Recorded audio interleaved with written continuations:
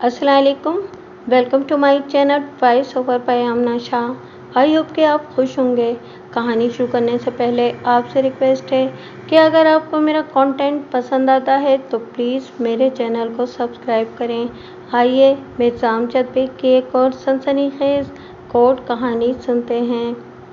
मामूली बातों को हकीर और बेवकूफ़ जानकर नज़रअंदाज नहीं करना चाहिए, क्योंकि बाज़ औक़ात एक नन्हा सा संगरेज़ा किसी देवहेकल पहाड़ पर भारी साबित होता है। इस मुख्तसर तमहीद के बाद मैं असल वाक़े की जानिब आता हूँ। मौसम बहार का आगाज़ हो चुका था।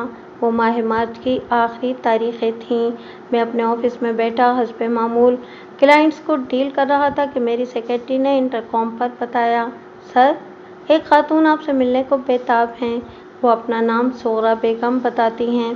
वो खासी परेशान नज़र आती हैं। वकील, डॉक्टर और पुलिस के पास आने वाले अफराद को इनकी कोई परेशानी ही खींच कर लाती है। मैंने सरसरी अंदाज में कहा, क्या इन खातून ने अपॉइंटमेंट ले रखा है? मैंने अपनी सेक्रेटरी से पूछा। नो सर, सेक्रेटरी ने नफ़ी में जवाब दिया। वो अपॉइंटमेंट के बगैर ही आपसे मिलना चाहती हैं। इनके पास एक पर्ची भी है। पर्ची?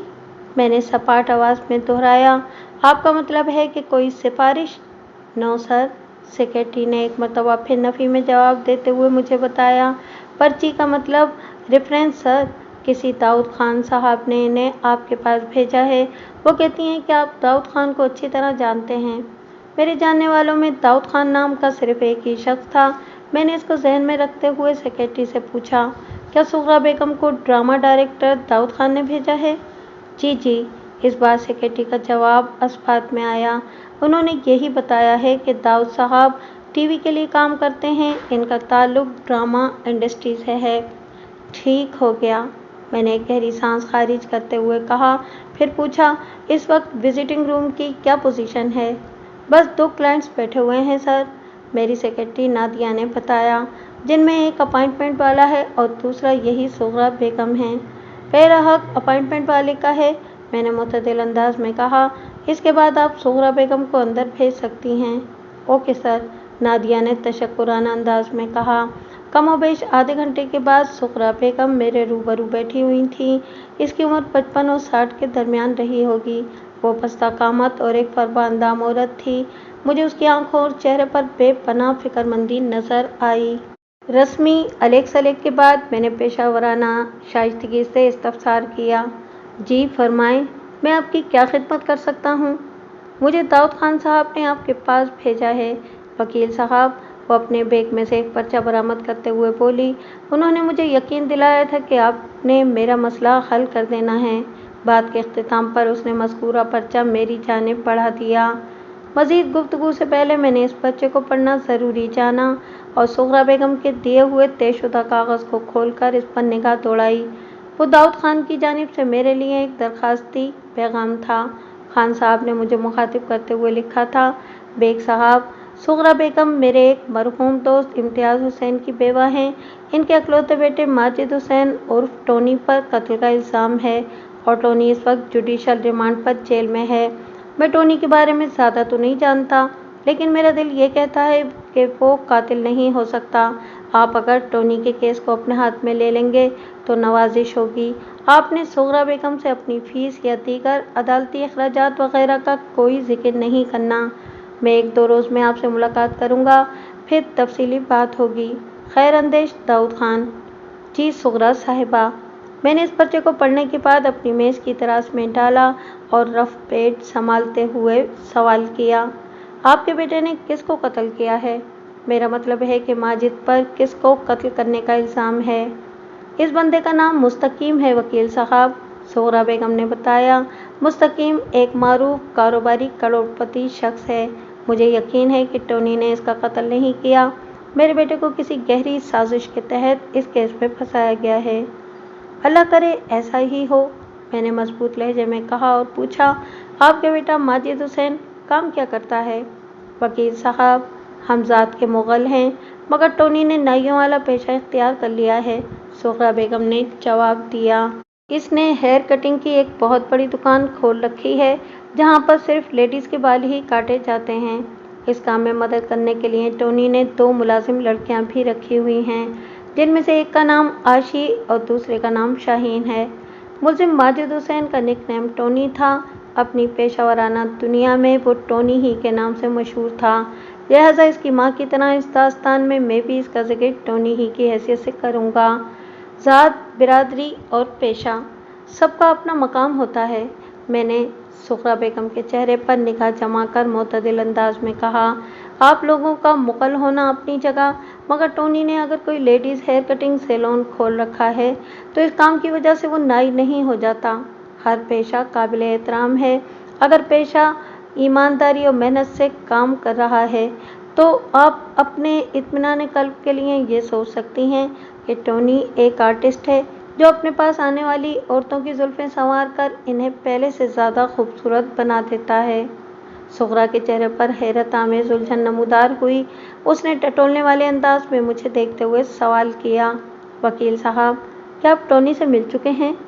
हरगिज़ नहीं, मैंने नफ़ी में गर्दन हिलाते हुए जवाब दिया। आज मैंने पहली मर्तबा आपकी ज़बान से इसका जिक्र सुना है। मगर, मैंने लम्हाती तवक्कुफ़ करके इससे पूछा, मगर आपने ये क्यों पूछा कि मैं टोनी से मिल चुका हूँ? आपकी बातों की वजह से वो एक गहरी सांस लेते हुए बोली, टोनी भी खुद को एक आर्टिस्ट कहता है और वो इस बात पर यकीन नहीं रखता कि कोई शख्स बाल काटने से नाई, कपड़े सिलाई करने से दर्जी, कपड़े ड्राई क्लीन करने से धोबी और जूते तैयार करने से मोची बन जाता है। आपने भी टोनी के जैसे ख्यालात का इज़हार किया तो मुझे लगा कि आप टोनी से मिल चुके होंगे और ये सारी बातें इसी ने आपको बताई होंगी। इसे अपने पेशे पर लेक्चर देने का बहुत शौक़ है। जब टोनी से मुलाकात होगी तो मैं ज़रूर इसका लेक्चर सुनूंगा, मैंने मुतदिल अंदाज में कहा और फिर पूछा, ये बताएं, मकतूल किस नौइयत का कारोबार करता था और टोनी से उसका क्या ताल्लुक़ था जो उसके कत्ल के इल्ज़ाम में टोनी को मुल्ज़िम नामज़द कर दिया गया है? जहाँ तक मैं जानती हूँ, मकतूल कारों का बिजनेस करता था, उसने मेरे सवाल के जवाब में बताया। अब पिछले कुछ अरसे से उसने सियासत में भी दिलचस्पी लेना शुरू कर दी थी और टोनी से उसका बराह रास्त कोई ताल्लुक़ नहीं था वकील साहब। इस दौरान में मैं अपने सामने रखे रफ पैड पर मुसलसल अहम पॉइंट नोट करता जा रहा था। सुगरा बेगम ने कुछ ऐसे अंदाज से अपनी बात अधूरी छोड़ी थी कि मुझे महसूस हुआ कि वो और कुछ भी कहना चाह रही थी मगर किसी वजह से रुक गई थी। अगर टोनी का बराह रास्त मकतूल से कोई ताल्लुक़ नहीं था तो यकीनन वो दोनों किसी तीसरे इंसान के ज़रिए एक दूसरे को अच्छी तरह जानते होंगे। मेरा मतलब है कि इनके बीच बराह चिप जैसा ताल्लुक़ होगा। अगरचे मेरे आखिरी जुमले को समझना सुगरा बेगम के लिए कोई सहल काम नहीं था, ताहम मेरी बात का मजमूई मफ़हूम यकीनन उसके पल्ले पड़ गया था। वो इस बात में गर्दन हिलाते हुए गहरी संजीदगी से बोली, जी वकील साहब, इनकी आपस में वाकफियत का ज़रिया कविता थी। कविता? मैंने उलझनज़दा अंदाज में दोहराया। क्या आपका इशारा अदब आलिया के किसी शहपारे की जानिब है? नहीं, कविता मकतूल की बीवी का नाम है, इसने बताया। कविता टोनी की रेगुलर कस्टमर है। वो हफ्ते में एक बार ज़रूर इसके सैलून पर आती है। सुगरा बेगम एक शाइस्ता और तालीम याफ्ता खातून थीं। बाद अज़ां मुझे मालूम हुआ कि अच्छे वक्तों में इसने उर्दू में मास्टर्स कर रखा था। ये जानकारी हासिल हो जाने के बाद मुझे यकीन हो गया कि उसने मेरी बराह चिप वाली बात को भी कमाहक बहू समझ लिया था। टोनी के सैलून पर तो और भी कई लेडीज़ अपनी जुल्फ़ें कटवाने और संवारने आती होंगी। मैंने सुगरा की आंखों में देखते हुए सवाल किया, क्या इनमें से जिसके शौहर के साथ भी कोई नाखुशगवार वाक़या पेश आएगा तो नतीजतन टोनी को धर लिया जाएगा? इस बात का तो मुझे पता नहीं वकील साहब, वो दिल गिरफ्ता लहजे में बोली। फ़िलहाल तो मेरे टोनी को मुस्तकीम के कत्ल के इल्ज़ाम में धर लिया गया है और मैं यहाँ इसलिए आई हूँ कि आपने टोनी को इस मुसीबत से बाहर निकालना है। मैं आपसे कुरेद कुरेद कर इसीलिए तो सवाल कर रहा हूँ कि इस महफूज रास्ते तक रसाई हासिल करने में कामयाब हो जाऊँ जहाँ से टोनी को बाइज़्ज़त रिहाई दिलाई जा सकती है। मैंने साफ गोई का मुजाहरा करते हुए कहा, इसलिए आपको जो कुछ भी मालूम है वो मुझे बता दें, इसी में टोनी की भलाई है। मैं सिर्फ इतना जानती हूँ कि मकतूल एक शक्की मिजाज और ज़हनी मरीज़ था। वो बेजारी से बोली, कविता एक इंतहाई खूबसूरत औरत है। मकतूल से शादी से पहले वो मॉडलिंग किया करती थी। इससे आप अंदाज़ा लगा लें कि वो किस कदर पुरकशिश और हसीनो जमील होगी। वो टोनी की पुरानी कस्टमर है, इसीलिए इनके बीच एक महज़िब बेतकल्लुफ़ी भी पाई जाती है। इस चीज़ को लेकर मकतूल और टोनी के दरमियान खासी गर्मा-गर्मी भी हुई थी। एक टोनी ही क्या, मकतूल तो हर उस शख्स से झगड़ा करने के लिए एकदम तैयार रहता था जो कविता से हंस मुस्कुराकर 4 बातें कर ले। मैंने कहा ना, ये मकतूल का नफ्सियाती मसला था। मैं समझ सकता हूँ, मैंने इस बात में गर्दन हिलाते हुए कहा। ऐसे ज़हनी आरसे में मुब्तला मैं कई एक अफराद को ज़ाती तौर पर जानता हूँ। क्या आपको याद है कि मकतूल और टोनी में ये गर्मा गर्मी कितना अरसा पहले हुई थी? मेरे इस सवाल पर सुगरा बेगम ने लम्हाती खामोशी इख्तियार करके अपने दिमाग में कुछ हिसाब लगाया, फिर जवाब दिया। लगभग 1 माह पहले, ये फरवरी के वस्त की बात है वकील साहब। इस वाक़ये के बाद से कविता ने टोनी के हेयर सैलून पर आना बंद कर दिया था। मैं मज़ीद 15-20 मिनट तक घुमा फिरा कर इसे मुख्तलिफ सवालात करता रहा, लेकिन कोई अहम और काम की बात मालूम न हो सकी। मैं इससे ज़्यादा और कुछ नहीं जानती वकील साहब, वो माजरत खाना बेबसी से बोली। अगली पेशी में अभी काफ़ी दिन बाकी हैं। अगर इस दौरान में आप किसी तरह टोनी से मुलाकात कर लें तो वो यकीनन आपको मुफीद मालूमात फराहम कर देगा। टोनी से मुलाकात समझ लें कि मेरी पहली तरजीह होगी। इसके बाद ही मैं ये फैसला कर पाऊँगा कि मुझे इस केस में हाथ डालना है या नहीं। मैंने साफ गोई से काम लेते हुए दो टोक अंदाज में कहा। मैं कल किसी वक्त जेल जाकर आपके बेटे से मिल लूँगा। आप 2 रोज़ के बाद दोबारा यहाँ आएँ, फिर हम इस मामले को फाइनल कर लेंगे। आइंदा पेशी से पहले इस प्रोसेस से गुजरना ज़रूरी है। उम्मीद है कि आप मेरी बात समझ गई होंगी। हाँ, और मुझे इस बात की खुशी भी है कि आप एक उसूल पसंद वकील हैं, वो मुतदिल अंदाज में बोली। दाऊद खान साहब का इंतखाब अच्छा है। मुझे उम्मीद है कि आप मेरे बेटे को इस मुसीबत से निकालने में कामयाब हो जाएंगे। इंशाअल्लाह, ज़रूर, मैंने कहा। इसने पूछा, आप मुझे अपनी फ़ीस वगैरह के बारे में बता दें। फ़ीस के बारे में आप खान साहब से पूछ लीजिएगा, मैंने गोलमोल जवाब दिया। फ़िलहाल मैं कुछ बताने की पोजीशन में नहीं हूँ। अभी तो मैंने इस केस को लेने की हामी भी नहीं भरी। मुझे यकीन है कि टोनी से मुलाकात के बाद आप इस केस को लेने को तैयार हो जाएंगे, वो बड़े एतमाद के साथ बोली। मैंने इसकी बात के जवाब में कुछ नहीं कहा और तसल्ली तशफ़ी के साथ इसे अपने ऑफिस से रुखसत कर दिया। गुज़िश्ता चंद रोज़ से टोनी जुडिशल रिमांड पर जेल में था। इस दौरान में सुगरा बेगम अपने बेटे के लिए कोई ढंग का वकील नहीं कर सकी थी। यही सबब था कि इसका दरख्वास्त ज़मानत को रद्द करते हुए अदालत ने इसे जेल भेज दिया था। बहरहाल इस पर दायर मुकदमा इसी अदालत में ज़ेर समाअत था। मैंने अगले दिन ही जेल जाकर इससे एक भरपूर मुलाकात कर ली। माजिद हुसैन उर्फ टोनी की उम्र 40 के करीब थी। वो कद काठ का मजबूत था और उसकी शख्सियत में सनफ़े मुखालिफ के लिए एक ख़ास किस्म की कशिश पाई जाती थी। मुख्तसर अल्फाज में इसे एक जाज़िब नज़र और वजीह शकील मर्द कहा जा सकता था। ताहम इस वक्त वो खासा बुझा हुआ था और उलझन ज़दा दिखाई देता था। ये जेल की मखसूस फ़ज़ा और उसके मौजूदा हालात का असर था। रस्मी अलग सलग के बाद मैंने इसे बताया, तुम्हारे मरहूम वालिद साहब के एक दोस्त दाऊद खान ने मुझे तुम्हारा वकील मुकर्रर किया है। मेरा नाम मिर्ज़ा अमजद बेग एडवोकेट है। अगर तुम चाहोगे तो मैं ये केस अपने हाथ में ले लूँगा। मैं इस वक्त एक बिन बुलाई उफ्ताद में घिरा हुआ हूँ। वो कदरे तलखी भरे लहजे में बोला। मैं भला क्यों नहीं चाहूँगा कि कोई मसीहा आए और मुझे इस अजाब से निकाले। आपने ये क्यों कहा कि अगर मैं चाहूँगा तो इसके बाद ही आप मेरी वकालत करेंगे? मैं सिर्फ तुमसे ये तवक्को करता हूँ टूनी। मैंने उसकी आंखों में देखते हुए गहरी संजीदगी से कहा कि तुम मुझे सब कुछ सच बता दो, 100% सच। आप पूछें, क्या पूछना चाहते हैं? मैं आपके हर सवाल का जवाब खरा और 16 आने सच बताऊंगा। ये हुई ना असली मर्दों वाली बात। मैंने ज़ेरे लब मुस्कुराते हुए सताइशी नज़र से टोनी को देखा, फिर अपने सवालात की बाड़ पर उसे रख लिया। आइंदा 15 मिनट में उसके जवाबात ने मुझे यकीन दिला दिया कि मुस्तकीम मर्डर केस में टोनी का कोई हाथ नहीं था। वो अपनी बदकिस्मती और किसी दूसरे की अय्यारी के हाथों इस केस की दलदल में धंस गया था। मैंने इसका शुक्रिया अदा करने के बाद मुख्तलिफ ज़रूरी कागजात पर इसके दस्तखत लिए और इसे उम्मीद की किरण दिखाकर वापस आ गया। आइंदा पेशी में लगभग 10 दिन पड़े थे। ہوم ورک اور فیلڈ ریسرچ کے لیے یہ کافی سے زیادہ وقت تھا۔ گویا میں نے ٹونی کا کیس لڑنے کا فیصلہ کر لیا تھا۔ اس کے 2 روز بعد جب سغرا بیگم مجھ سے ملنے دوبارہ میرے آفس آئی تو میں نے اسے بھی یہ خوشخبری سنا دی۔ اس نے میرا شکریہ ادا کرنے کے بعد کہا، وکیل صاحب، مجھے اس بات کی خوشی ہے کہ آپ نے ٹونی کا کیس اپنے ہاتھ میں لے لیا ہے۔ برائے مہربانی اب آپ مجھے اپنی فیس کے بارے میں بھی بتا دیں۔ خان صاحب نے میرے نام جو رکا دیا تھا اس میں واضح طور پر لکھا ہوا تھا کہ مجھے اپنی فیس یا مختلف نوعیت کے عدالتی اخراجات کے حوالے سے سغرا بیگم سے کوئی بات نہیں کرنا تھی۔ سغرا کے استفسار سے تو یہی ظاہر ہوتا تھا کہ اس نے مذکورہ رکا کھول کر پڑھا نہیں تھا۔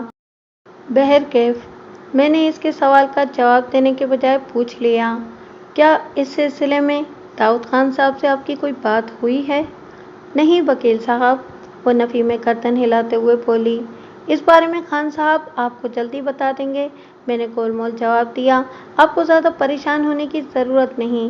اچھا، اس کے لہجے سے عدم اطمینانی کا اظہار ہو رہا تھا۔ ٹھیک ہے، میں خان صاحب ہی سے پوچھ لوں گی، اس نے متذبذب لہجے میں کہا۔ پھر مجھ سے سوال کیا، وکیل صاحب آپ ٹونی کو اس وبال سے نکال لیں گے نا؟ میں اپنی سے پوری کوشش کروں گا، میں نے مضبوط لہجے میں کہا۔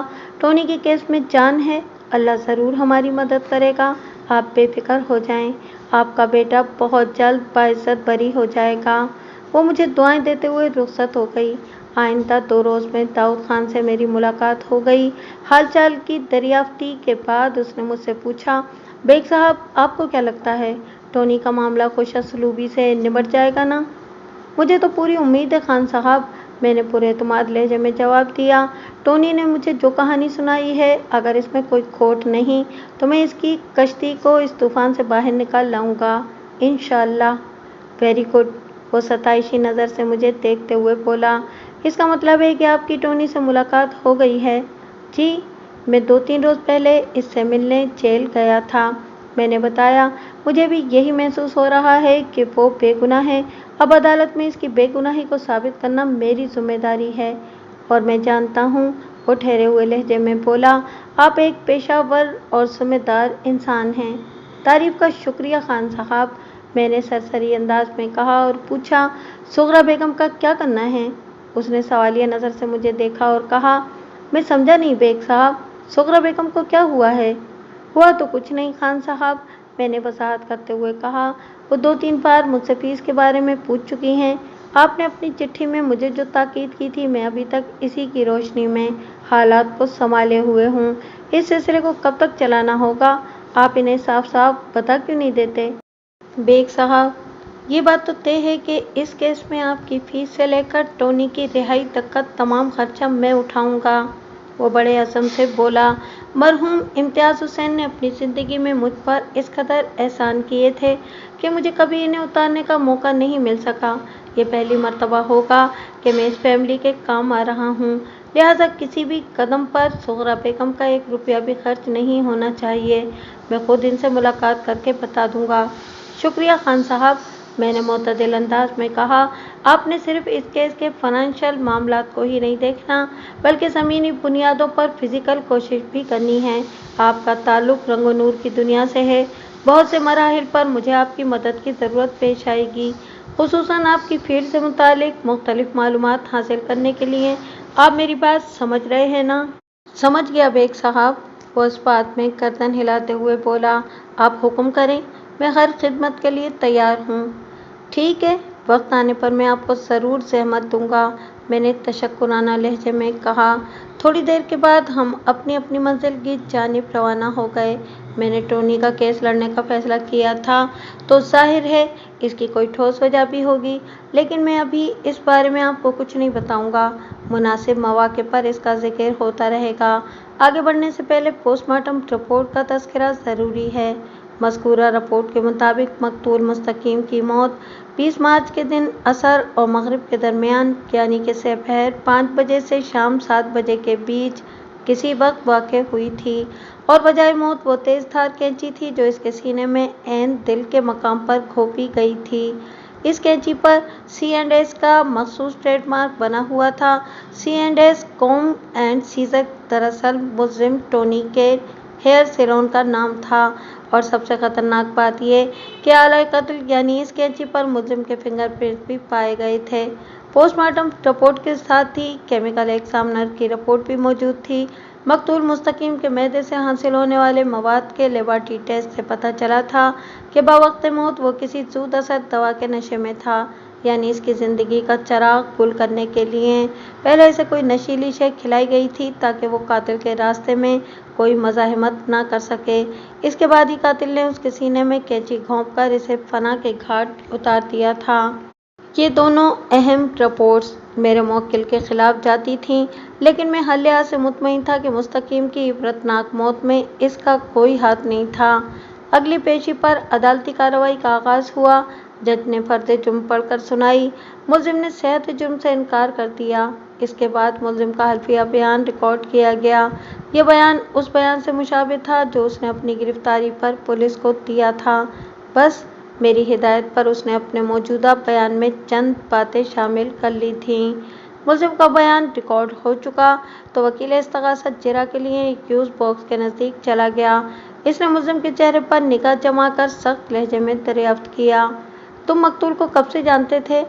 मैं लगभग 1.5 साल से इसके नाम से वाकिफ था। मुलजिम ने बड़े एतमाद से जवाब दिया, यानी कि जब इसकी तुम्हारी एक मॉडल कस्टमर से शादी हुई थी। वकील इस्तगासा ने मायनाखेज अंदाज में कहा, मैं मैडम कविता की बात कर रहा हूँ। जी मैं समझ सकता हूँ आप किसका जिक्र कर रहे हैं, मुलजिम ने मोतदिल अंदाज में कहा। तुम्हारे जवाब से जाहिर हो रहा है कि तुम मकतूल की बीवी हालिया बेवा मैडम कविता को अरसा दराज से जानते हो। आपकी बात किसी हद तक दुरुस्त है वकील साहब। किस हद तक? वकील इस्तगासा ने जिद्दी लहजे में इस्तफसार किया। अदालत इस बारे में जानना चाहती है। इस केस से जुड़ी हुई हर शय के बारे में जानना मुअज़्ज़ज़ अदालत का हक है और मुझे बताने में कोई हर्ज भी महसूस नहीं हो रहा। मुलजिम ने मुतहम्मिल लहजे में जवाब दिया, मैं मैडम कविता को कमोबेश 2 साल से जानता हूँ। इस जानने की नौयत क्या है?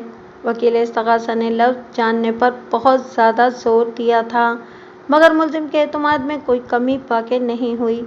इसने ठहरे हुए लहजे में जवाब दिया, कारोबारी नौयत, थोड़ी वजाहत करो। वकील इस्तगासा ने कहा, मैं एक हेयर सैलून चलाता हूँ। मुलजिम वजाहत करते हुए बोला, और मैडम कविता मेरी रेगुलर कस्टमर हैं। वो अपने बालों की कटिंग और देख रेख के लिए महीने में 1-2 बार मेरे सैलून आया करती हैं। वो मेरी सर्विस से मुतमईन हैं और मैं इनकी पेमेंट से। इसी को खुशगवार कारोबारी ताल्लुकात कहा जाता है। आपके खुशगवार कारोबारी ताल्लुकात की खुशगवारियत पर भी बात होगी, और वो भी खासी खुलकर। वकील इस्तगासा ने सुमाइनी अंदाज में कहा, पहले आपकी सर्विस और मैडम कविता की पेमेंट का जिक्र हो जाए। लम्हाती तवक्कुफ करके उसने हाज़रीन अदालत पर एक तायराना निगाह डाली। फिर वो एक्यूज बॉक्स में खड़े मेरे मुवक्किल और इस केस के मुलजिम माजिद हुसैन उर्फ टोनी की जानिब मुतवज्जा होते हुए बोला, लगता है कि तुम मकतूल की बेवा मैडम कविता को कोई ख़ास किस्म की सर्विस देते हो, जिसके बदले में वो तुम्हें कोई ख़ास पेमेंट देती हैं। मेरा मतलब है कि आम कस्टमर की बनिस्बत तुम मैडम कविता पर कुछ ज़्यादा ही मेहरबान हो और तुम पर इनकी इनायत भी बेबहा हैं, है ना? ऐसी कोई बात नहीं वकील साहब, मुलजिम ने बुरा सा मुंह बनाते हुए जवाब दिया, मैं अपने हर कस्टमर को एक जैसी अहमियत देता हूँ। हाँ ये ज़रूर है कि देरीना और रेगुलर कस्टमर्स का कुछ ज़्यादा ख्याल रखना पड़ता है। आप इस बात को काफ़ी बड़ा चढ़ाकर पेश कर रहे हैं। मैं समझ नहीं पा रहा हूँ कि इससे आपका मतलब क्या है। हर बात का मतलब और मानी खुलकर तुम्हारे सामने आ जाएंगे, वकील इस्तगासा ने जारहाना अंदाज में कहा, और वो भी भरी अदालत के सामने। जब मैंने जेल जाकर टोनी से मुलाकात की थी तो उसने मुझे अपने और मकतूल की बेवा कविता के दरमियान पाई जाने वाली अंडरस्टैंडिंग के बारे में सब कुछ साफ साफ बता दिया था। इसकी रास्तगोई ने मुझे मुतासिर किया था, इसीलिए मैंने बेधड़क इसका केस लेने का फैसला कर लिया था, क्योंकि इस मामले में मैं इसे बेकसूर समझता था। वकील इस्तगासा के जारहाना कलमात के जवाब में जब मुलजिम चुपचाप खड़ा रहा तो वकील सरकार ने पैंतरा बदलकर वार किया। उसने मुलजिम की आंखों में झांकते हुए पूछा, क्या तुम्हारे हेयर सैलून का नाम कॉम एंड सीजर है, यानी कि कंघी और कैंची? मैं गलत तो नहीं कह रहा ना? आप वजह फरमा रहे हैं, मुलजिम ने मुख्तसर जवाब दिया। कॉम एंड सीजर नामी ये सैलून कहाँ वाक़ है? मेरा मतलब है कि तुम्हारा हेयर सैलून। मेरा हेयर सैलून PECHS के इलाके में तारिक रोड के इंतहाई नज़दीक एक बंगले के ग्राउंड फ्लोर पर वाक़ है। इसके नज़दीक ही एक चिल्ड्रन पार्क भी है। मुलजिम ने ठहरे हुए लहजे में जवाब दिया। इतना काफ़ी है, ये मज़ीद तफसीलात बयान करूँ? मुलजिम के तंज़िया सवाल को नज़रअंदाज करते हुए वकील इस्तग़ासा ने अपनी चिरा को आगे बढ़ाते हुए कदरे सख्त लहजे में दरियाफ्त किया, क्या ये दुरुस्त है कि तुम्हारी रिहाइश नाज़िमाबाद में है और इससे पहले तुम्हारा हेयर सैलून भी नाज़िमाबाद ही में हुआ करता था? जी, ये दुरुस्त है। मुलजिम ने उस बात में गर्दन हिला दी। PECHS में कितने अरसे से बैठे हो? वकील इस्तग़ासा ने पूछा। कमोबेश 1 साल से, मुलजिम ने जवाब दिया। नाज़िमाबाद की बनिस्बत PECHS का इलाका काफ़ी महंगा है, वकील इस्तग़ासा ने कुरेदने वाले अंदाज में कहा। पुलिस की तहकीक के मुताबिक तुम्हारा नाज़िमाबाद वाला हेयर सैलून बहुत छोटा और किराए की इमारत में था, जबकि अभी तुम जिस बंगले के ग्राउंड फ्लोर पर अपना हेयर सैलून खोले बैठे हो, इस पोर्शन के मालिकाना हुकूक तुम्हारे नाम हैं। क्या मैं गलत कह रहा हूँ? नहीं, मुलजिम ने नफ़ी में गर्दन हिलाते हुए जवाब दिया। पुलिस की तहकीक और तफ्तीश एकदम दुरुस्त है। गुड। वकील इस्तग़ासा ने तंज़िया और मसनूई सताइश से मुलजिम की तरफ देखा और सरसराती हुई आवाज़ में इस्तफ़सार किया।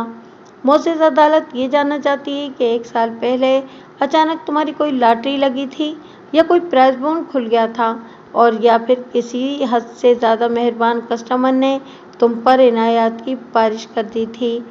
मेरी कोई लॉटरी खुली थी और न ही मैंने कभी प्राइज़ बॉन्ड वगैरह ख़रीद कर अपने पास रखे हैं, मुलजिम ने बेज़ारी से जवाब दिया। मैंने PECHS में अपना सैलून खोलने के लिए किसी दोस्त से उधार पैसे लिए थे। मैंने इस कर्ज का तकरीबन निस्फ वापस भी कर दिया है। क्या तुम अपने इस मेहरबान दोस्त का नाम बताओगे? ऑब्जेक्शन योर ऑनर, मैंने वकील सरकार के काम में रखना डालते हुए बावाज़ बुलंद कहा। इस वक्त अदालत में मुस्तकिम मर्डर केस की समाअत हो रही है। मुलजिम के हेयर सैलून का इस मामले से कुछ लेना देना नहीं। मेरे फाजिल दोस्त खामखा मुलजिम को हिरासा करने की कोशिश कर रहे हैं। हेयर सैलून और मकतूल मुस्तकीम के मामले एक दूसरे के साथ इस तरह जुड़े हुए हैं जैसे किसी हथेली के साथ उंगलियां, वकील इस्तग़ासा ने जोशीले अंदाज में कहा। आला कत्ल एक ऐसी कैंची है जिसका ताल्लुक मुलजिम के हेयर सैलून के कॉम एंड सीजर से है, लिहाजा इस सैलून का जिक्र तो लामहला होना ही है। डिफेंस को कॉम एंड सीजर के जिक्र पर कोई भी एतराज़ नहीं है जनाब आली, मैंने रसानियत भरे लहजे में कहा।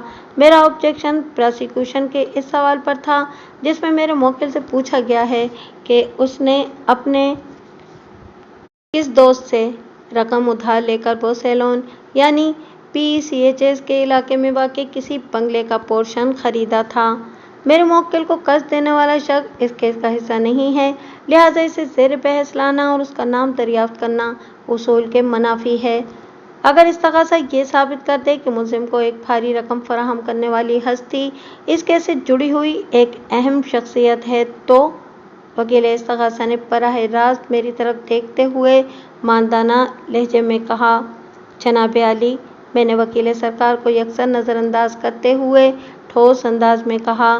जब प्रोसिक्यूशन अपने इस दावे को सच साबित कर देगा तो फिर डिफेंस को इस सवाल पर कोई एतराज़ नहीं होगा, लेकिन सरेदस्त इस सवाल को नामुनासिब और गैर मुतालिक ही समझा जाना चाहिए।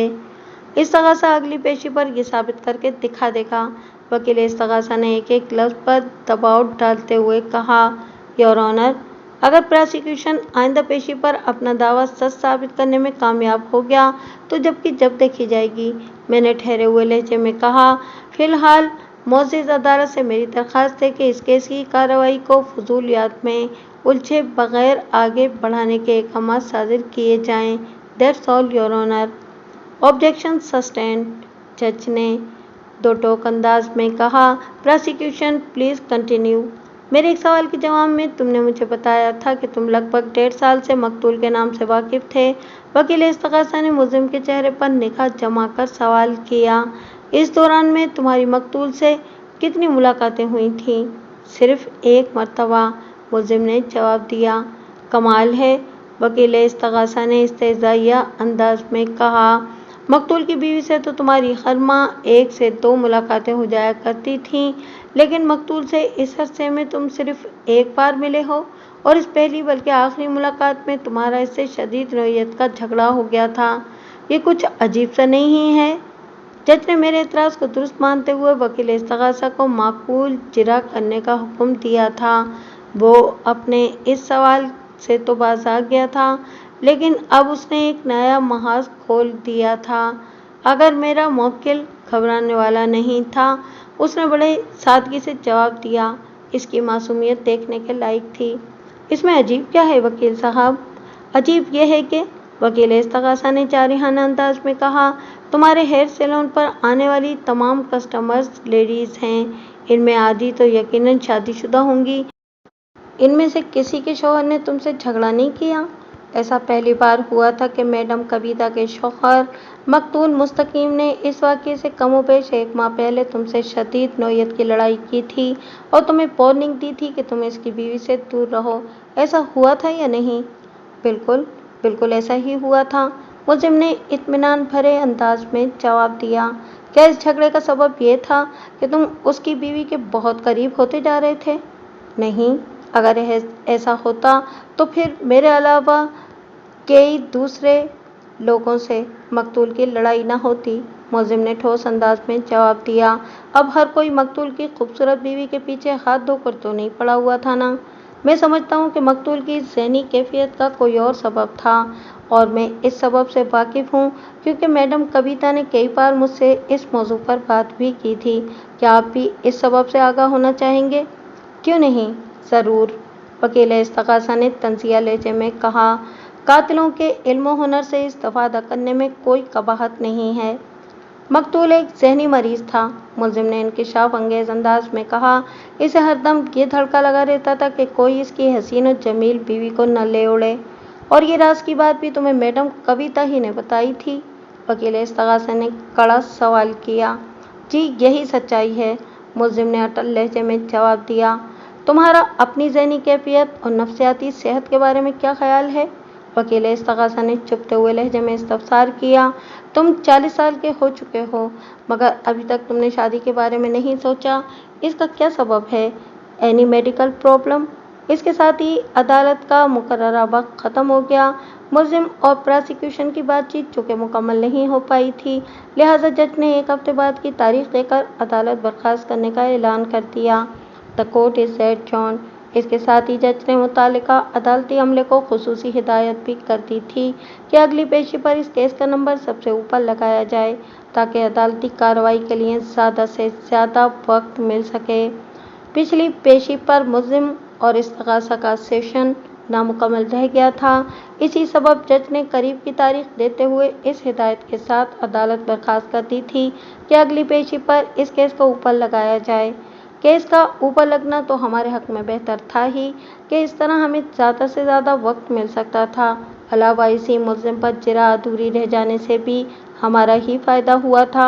इस तरह 1 हफ्ते के दौरान में मुझे इस्तग़ासा पर रिसर्च करने का सुनहरी मौका मिल गया था। अदालती कार्रवाई का आगाज़ हुआ तो वकील इस्तग़ासा ने जज से मुखातिब होते हुए कहा, जनाब आली, इस्तग़ासा के गवाहों का सिलसिला शुरू करने से पहले मैं मुलजिम का जवाब लेना चाहूँगा। वो जवाब जो पिछली पेशी पर अदालत का मुकर्ररा वक्त ख़त्म हो जाने के बाइस मुलजिम की ज़बान से निकलकर मेरी समाअत तक नहीं पहुँच पाया था। परमिशन ग्रांटेड, जज ने भारी भरकम आवाज़ में इजाज़त देते हुए कहा। तुम्हारा बयान ये है कि मकतूल एक ज़हनी मरीज़ था? वकील इस्तग़ासा एक्यूज़ बॉक्स के नज़दीक जाकर मेरे मुवक्किल से पूछने लगा। इसीलिए वो हर उस शख्स से लड़ाई झगड़ा करता था जो इसकी खूबसूरत मॉडल बीवी से बेतकल्लुफ़ होने की कोशिश करता था। इसे ये धड़का लगा रहता था कि कोई इसकी बीवी को उड़ा न ले जाए। तुमने यही कहा था ना? हाँ, बिल्कुल, मुलजिम ने जवाब दिया।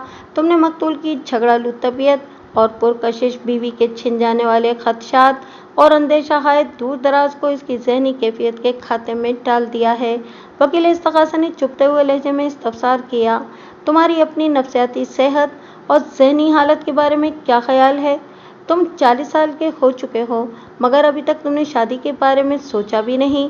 इस एतराज़ का क्या सबब है? Any medical problem? किसी इंसान के शादी करने या शादी ना करने का ताल्लुक इसकी उम्र से नहीं होता वकील साहब, मुलजिम ने मेरे याद कराए हुए सबक की रोशनी में जवाब दिया। बाज़ लोगों की शादी अवाइले बलूग़ी में हो जाती है और बाज़ लोग 60 का हिंसा अबूर करने के बाद शादी रचाते हैं। आप इसे इनकी ज़हनी सेहत या किसी मेडिकल प्रॉब्लम पर महमूल नहीं कर सकते। जब कोई जवान शख्स शादी से दूर भागता है तो इसका केस नॉर्मल नहीं रहता। वकील इस्तगासा ने मेरे मुवक्किल पर चढ़ाई करते हुए जारिहाना अंदाज में कहा, तुम मेरे सवाल का जवाब दो या न दो, मगर तुम ये बात अच्छी तरह जानते हो कि ऑब्जेक्शन योर ऑनर, मैंने दबंग आवाज़ में कहा। इस वक्त अदालत में मुस्तकीम मर्डर केस की समाअत जारी है, लेकिन इस्तगासा मेरे मुवक्किल की शादी को मौजू बनाकर अदालत का कीमती वक्त बर्बाद करने की कोशिश कर रहा है। ये किसी भी तरह मुनासिब और माकूल रवैया नहीं है। जनाब आली, मैंने मुलजिम के 40 साल का हो जाने के बावजूद भी शादी न करने के हसास मामले को एक ख़ास मकसद से मौज़ूए जिरा बनाया है। वकील इस्तगासा ने बड़े एतमाद से कहा, और यह हसास मामला ज़ेर समाअत केस के साथ जुड़ा हुआ है। मैं इस्तगासा के इस दावे की तरदीद बल्कि मज़म्मत करता हूँ कि मेरे मुवक्किल का शादी न करना इस केस का अटूट अंग है। मैंने तुर्की बतुर्की जवाब दिया। अलबत्ता मेरे फाजिल दोस्त ने मुलजिम के 40 साल का हो जाने के बाद भी शादी न करने को ज़हनी और नफ्सियाती अमराज के खाते में डालने की जो मोशिगाफी फरमाई है, इस पर मैं मोअज़्ज़िज़ अदालत से कुछ कहना चाहूँगा, अगर प्रोसिक्यूशन को कोई एतराज़ न हो तो। मैंने आखिरी चंद जुमले इतनी संजीदगी और बेतासुर चेहरे के साथ अदा किए थे कि जज और वकील इस्तगासा समेत कोर्ट रूम में मौजूद हर शख्स सवालिया नज़र से मुझे तकने लगा था। इस लम्हाती खामोशी को जज की आवाज़ ने चाक कर दिया।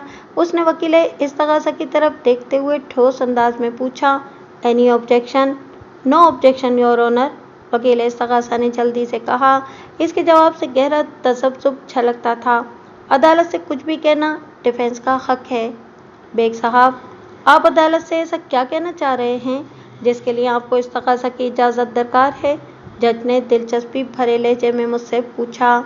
इस इजाज़त की ज़रूरत इसलिए पेश आ गई कि मुझे जो कुछ भी कहना है, मैंने ठहरे हुए मगर ड्रामाई अंदाज में कहा, इसका ताल्लुक बराह रास्त मेरे फासिल दोस्त की ज़ात से है।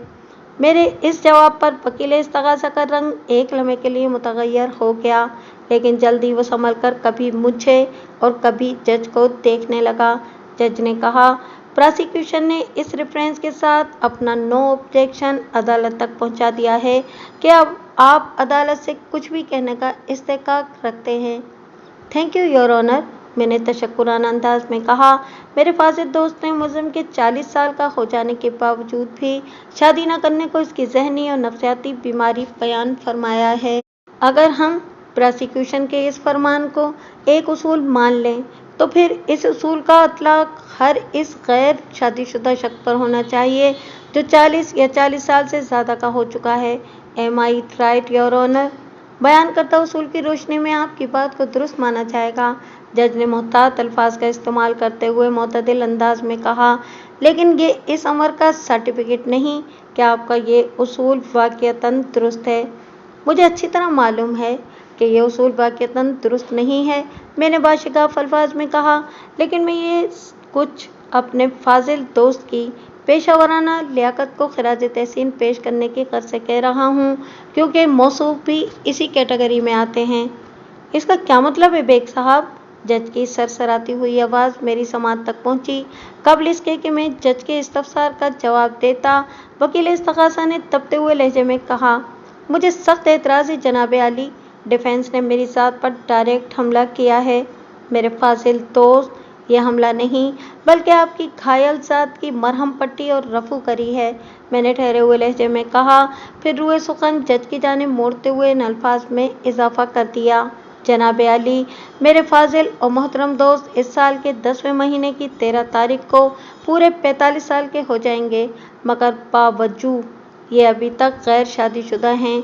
अगर बावजूद को मरकज़ मानकर इन्हीं के बनाए हुए उसूल की रोशनी में मौसूफ की ज़ात को तज़किये के मराहिल से गुजारा जाए तो कहा जा सकता है कि हज़रत ज़हनी और नफ्सियाती मरीज़ होने के साथ ही किसी मेडिकल खुफिया प्रॉब्लम का भी शिकार हैं। इस कैफियत में तो इनका वकालत का लाइसेंस मनसूख हो जाना चाहिए। कमराए अदालत में फलसफा झाड़ने के बजाय इन्हें सिटी कोर्ट के सामने गंडेरियों का ठेला लगाना चाहिए, योर ऑनर। मैं कुछ ज़्यादा ही बोल गया था, मगर नजरिया ज़रूरत के तहत ये नागुज़ीर हो गया था। अगर कोर्ट रूम में ईंट का जवाब पत्थर से न दिया जाए तो वकील मुखालिफ की फेंकी हुई ईंट आपकी खोपड़ी का सवा सत्यानाश मार सकती है। मैंने ताज़ा तरीन रिसर्च से हासिल की गई वकील इस्तग़ासा की तारीख़ पैदाइश का बरवक्त इस्तेमाल करके कमराए अदालत में गोया एक हंगामा खड़ा कर दिया था। हाज़रीन अदालत की चेमगोइयाँ बुलंद आहंग गुफ्तगू का रूप धार चुकी थीं। हर कोई मनचाही बोल रहा था। इस वक्त कोर्ट रूम मछली बाजार का नक्शा पेश कर रहा था। इस शोर शगब को एक रौबदार आवाज़ ने ब्रेक लगा दिए। हर तरफ खामोशी छा गई।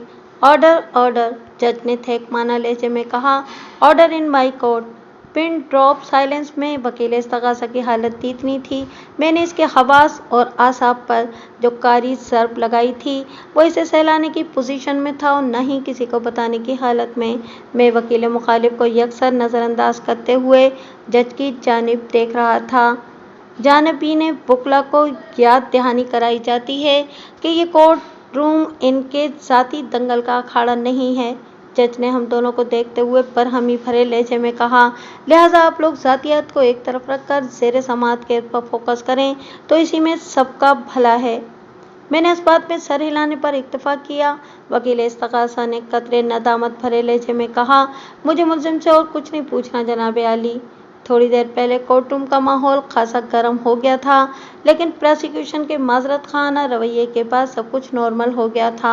और जहाँ तक मेरा मामला था तो मैंने वो ड्रामा एक सोचे समझे मंसूबे के तहत किया था। मज़े की बात ये कि मुझे अपने मकसद में कामयाबी हासिल हो गई थी। मैंने डिफेंस के मुकाबले में प्रोसिक्यूशन को बड़ी हद तक दबा दिया था। इस्तग़ासा की जानिब से कुल 6 गवाहों की फहरिस्त दायर की गई थी, जिनमें से 3 गवाह तो ऐसे थे कि इनकी गवाही की कोई अहमियत नहीं थी। वो इस अमर के ऐनी शाहिद थे कि उन्होंने बकुआ से लगभग 1 माह पहले मुल्ज़िम और मकतूल का आपस में झगड़ा होते देखा था।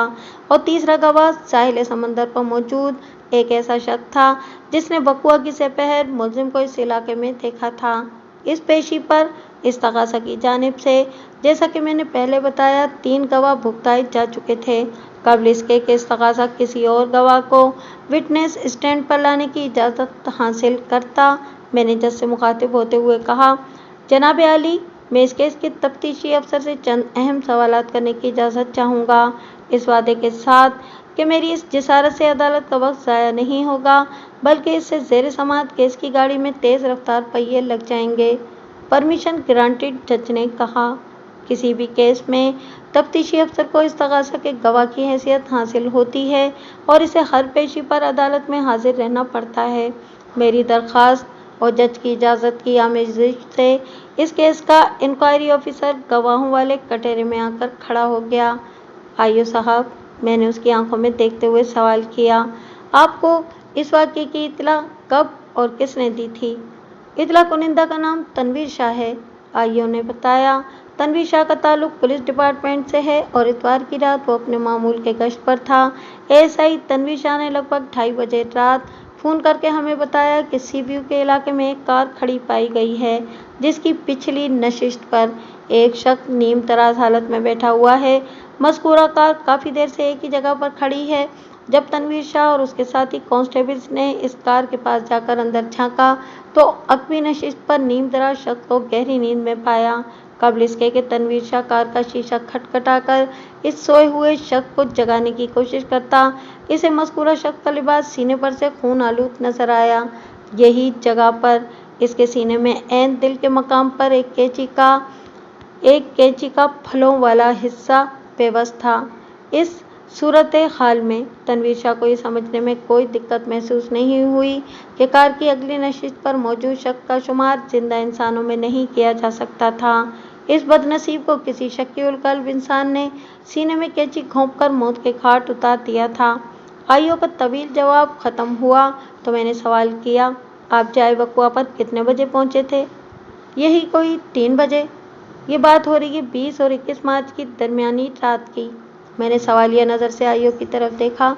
जी बिल्कुल, उसने इस बात में जवाब दिया। आप 21 मार्च की सुबह यानी कि 3 बजे के करीब जाए वक़्वा पर पहुंच गए थे? मैंने तफ्तीशी अफसर के चेहरे पर निगाह जमा कर कहा, आपने क्राइम सीन का तफसीली जायजा लिया और मकतूल को कार की एक नशिस्त पर मुर्दा पाया? मैं गलत तो नहीं कह रहा हूँ? नहीं जनाब, वो नफी में गर्दन हिलाते हुए बोला। बिल्कुल ऐसा ही हुआ था। पुलिस के रिकॉर्ड के मुताबिक मेरे मुवक्किल और इस केस के मुलजिम माजिद हुसैन उर्फ टोनी को 21 मार्च की सुबह कमोबेश 8 बजे इसके घर से गिरफ्तार किया गया था। मैंने जरा के सिलसिले को आगे बढ़ाते हुए इस्तफसार किया, क्या आपको इल्हाम हुआ था कि मकतूल की मौत का जिम्मेदार मुलजिम ही है? और ये भी बताएं कि मुलजिम के घर वाक़े नाज़िमाबाद तक रसाई हासिल करने में आपने किससे मदद हासिल की थी? जब हम मौका वारदात पर पहुंचे तो एएसआई की इतला दुरुस्त साबित हुई। आईओ ने वजाहत करते हुए बताया, मेरे मोहतात अंदाजे के मुताबिक मकतूल को इस दुनिया से रुखसत हुए कमोबेश 8 घंटे हो गए थे। वो कार सीबीयू के जिस हिस्से में खड़ी थी, इस तरफ अमूमन कम ही लोग जाते हैं, इसलिए भी किसी ने मज़कूरा कार पर तवज्जो नहीं दी थी। बहरहाल रात वाली पेट्रोलिंग टीम ने जब इस कार को एक ही जगह पर काफ़ी देर तक खड़े देखा तो वो कार और कार वाले की खैरियत मालूम करने इस तरफ चले गए। तभी तनवीर शाह को पता चला कि इस कार की अगवी नशिस्त पर बैठे हुए शख्स को किसी ने बेदर्दी से मौत के घाट उतार दिया है। खैर, वो सांस संभाल करने की कस से थमा, फिर अपनी बात को मुकम्मल करते हुए बोला, ये जानने के लिए कि मकतूल कौन है, मैंने बड़ी एहतियात के साथ इसकी जामा तलाशी ली तो इसकी एक जेब में मौजूद बटुए ने मेरा काम आसान कर दिया। मकतूल की शनाख्ती कार्ड और ड्राइविंग लाइसेंस और विजिटिंग कार्ड को देखने के बाद मैं ये जानने में कामयाब हो गया कि मकतूल का नाम मुस्तकीम अली था। मुस्तकीम एक मारूफ बिजनेसमैन था जो जाय वकुआ के नज़दीकी डीएचए के एक बंगले में रहता था। हमने जाय वकुआ की कार्रवाई जारी रखते हुए मकतूल के घर वालों से राब्ता किया तो मकतूल की बीवी मैडम कविता से मुलाकात हो गई। मैडम कविता ही ने हमें बताया कि मकतूल के सीने में पेवस्त इस खतरनाक कैंची का ताल्लुक मुलजिम के हेयर सैलून C&S से है। फिर मैडम ही की निशानदेही पर हमने मुलजिम को उसके घर से गिरफ्तार कर लिया। जिस दौर का ये वाक़या है तब मज़कूरा इलाका वीरान और सुनसान ही हुआ करता था। साहिल समंदर की सैर को आने वाले लोगों में से 2-4% अफराद ही इधर का रुख करते थे और इन लोगों में अक्सरियत चोर रिश्तों को परवान चढ़ाने वालों की होती थी। आईओ साहब, आप डिफेंस के साथ भरपूर ताउन कर रहे हैं, जिसके लिए मैं तहे दिल से आपका शुक्रगुजार हूँ। मैंने तफ्तीशी अफसर के चेहरे पर निगाह जमाते हुए दोस्ताना अंदाज में कहा, अब जिक्र हो जाए मकतूल की पोस्टमार्टम और केमिकल एग्जामिनेशन रिपोर्ट्स का। आप तैयार हैं ना? जी, इसने मुख्तसर जवाब दिया। क्या ये बात आपके इल्म में है कि वकुआ कमोबेश 1 माह पहले मकतूल और मुलजिम के बीच शदीद नोयत का झगड़ा हुआ था? मैंने ठहरे हुए लहजे में पूछा। वो मकतूल और मुलजिम की पहली मुलाकात थी और शायद नहीं बल्कि यकीनन आखिरी मुलाकात भी। जी, इस बारे में मकतूल की बीवी मैडम कविता ने मुझे बताया था, आईओ ने जवाब दिया। मकतूल के मैदे से हासिल किए गए सैंपल के लेबॉरेटरी टेस्ट की रिपोर्ट बताती है कि जब मकतूल के सीने में कैंची घोंपी गई तो वो किसी नशीली दवा के ज़ेरे असर था। मज़कूरा नशावर दवा के आसार मकतूल के मैदे में भी पाए गए थे और पोस्टमार्टम रिपोर्ट में भी इसी जानिब इशारा किया गया है। मेरे मुवक्किल के खिलाफ तैयार किए गए चालान में आपने वाज़ेह अल्फाज में लिखा है कि मुलजिम ने पहले मकतूल को कोई नशीली शय खिलाई जिसके ज़ेर असर वो मज़ाहमत करने के काबिल ना रहा। इसके बाद मुलजिम ने इसके सीने में कैंची घोंपकर इसे इस दुनिया से उस दुनिया में पहुंचा दिया। ये सब आप ही ने लिखा था ना? जी बिल्कुल, वो पुरएतमाद नजर आने की कोशिश करते हुए बोला। मैंने पोस्टमार्टम और केमिकल की लेबॉरेटरी टेस्ट रिपोर्ट की रोशनी ही में मुलजिम के खिलाफ चार्जशीट तैयार की थी और इस चार्जशीट की तैयारी में आप ये तो भूल ही गए कि जाए वकुआ पर अच्छा खासा अंधेरा था। मैंने मायना खेज अंदाज में कहा, इन दोनों रिपोर्ट से खारिज होने वाली रोशनी आपकी कार्रवाई के लिए नाकाफी साबित हुई, इसीलिए आपने जाए वकुआ की मलगजी फिजा में कई एक फाश बल्कि संगीन नोयत की गलतियां कर दी जिनकी झलक आपकी तैयार करदा चार्जशीट में नजर आती है। मैं कुछ समझा नहीं, वो तेजी से पलकें झपकाते हुए बोला। आप किन गलतियों का जिक्र कर रहे हैं वकील साहब? मैं समझाता हूँ, मैंने ठहरे हुए लहजे में कहना शुरू किया। गलती नंबर 1, जिस जिम्मेदार पुलिस एहलकार ASI तनवीर शाह ने आपको इस वाक़ये की इत्तला दी, इसका नाम इस्तग़ासा के गवाहों की फहरिस्त में शामिल होना चाहिए था, जो कि नहीं है। हत्ता कि इस केस के चालान में भी इस बंदे का कहीं जिक्र नहीं किया गया। गलती नंबर 2, मकतूल की लाश कार की अक़बी नशिस्त पर पड़ी हुई मिली थी और हालत व वाक़या से ज़ाहिर होता है कि कार की अक़बी नशिस्त पर ही कातिल ने इसके सीने में वो कैंची घोंपी थी। मतलब ये कि इस कार को मकतूल नहीं बल्कि कोई और शख्स ड्राइव करके CPU के सुनसान मकाम पर पहुंचा था। इस नामालूम बंदे को आपने अपने तैयार करदा चालान में कोई जगह क्यों नहीं दी? आपका ध्यान इस तरफ क्यों नहीं गया था? गलती नंबर 3, लम्हाती तवक्कुफ़ करके मैंने एक आसूदा सांस खारिज की, फिर अपनी बात को आगे बढ़ाते हुए कहा, डिफेंस, इस्तग़ासा और ये अदालत जान चुकी है कि मकतूल और मुल्ज़िम के दरमियान होने वाली लड़ाई का सबब क्या था। मकतूल को अपनी बीवी का मुल्ज़िम से मिलना जुलना अच्छा नहीं लगता था, इसीलिए बकुआ से लगभग 1 माह पहले मकतूल ने मुल्ज़िम से शदीद नोयत का झगड़ा किया था। ये मकतूल और मुल्ज़िम की पहली और आखिरी मुलाकात थी। अब मैं आपसे पूछना चाहता हूँ कि आपकी तैयार करदा चार्जशीट में जो बड़े दावे के साथ ये लिखा हुआ है कि मुल्ज़िम ने मकतूल को फना के घाट उतारने से पहले इसे कोई नशीली चीज़ खिला दी थी ताकि वह किसी मज़ाहमत के काबिल ना रहे, तो ये भला कैसे मुमकिन था? मकतूल तो मुल्ज़िम से शदीद नफ़रत करता था, वो तो मुल्ज़िम को अपने आसपास देखने का भी रवादार नहीं था, फिर मुल्ज़िम इसे कोई नशा आवर शे देने में कैसे कामयाब हो गया? मेरे इन मबनी पर हक़ाइक़ ताबड़तोड़ हमलों ने इंक्वायरी ऑफिसर की सिट्टी गुम कर दी थी, ताहम अभी तक नौबत बोलती बंद होने तक नहीं पहुंची थी। फिंगरप्रिंट्स रिपोर्ट के मुताबिक आला कत्ल पर मुल्ज़िम की उंगलियों के निशानात पाए गए थे, वो लंगड़ी वज़ाहत करते हुए बोला, और वो कैंची भी मुल्ज़िम के हेयर सैलून ही से ताल्लुक़ रखती है, लिहाजा मकतूल की जान लेने वाला मुल्ज़िम के सिवा और कोई नहीं हो सकता। योर ऑनर, मैंने रुए सुखन जज की जानिब मोड़ते हुए ठोस अंदाज में कहा, आईओ साहब, बल्कि इस्तग़ासा की पूरी टीम बाइस थिंकिंग का शिकार नज़र आती है। बाइस थिंकिंग? जज ने मोतदिल अंदाज में दोहराया, ये तो गालिबन इल्म नफ्सियात की कोई इस्तिलाह है। गालिबन नहीं, यकीनन जनाब अली, मैंने एक एक लफ्ज़ पर जोर देते हुए पुरएतमाद लहजे में कहा, इस इस्तिलाह के मुताबिक इंसान अपनी कायम करदा राय की रोशनी में गैर जानिबदाराना अंदाज में सोचने लगता है और इस अमल के अंदाज में वो गलत और सही की तमीज़ खो बैठता है। इसकी पहली और आखिरी कोशिश यही होती है कि इसने जिस चीज़ या जिस शख्स के बारे में जो राय कायम कर ली है, इसे दुरुस्त साबित करने के लिए वो इधर उधर से मुआविन सबूत जमा करने में मसरूफ़ हो जाए, और कुछ ऐसा ही इस केस में मेरे मुवक्किल के साथ भी किया जा रहा है, यानी इस्तग़ासा बाइस थिंकिंग का शिकार हो चुका है। इसके पेश नज़र सिर्फ ये बात है कि मकतूल मुस्तकीम को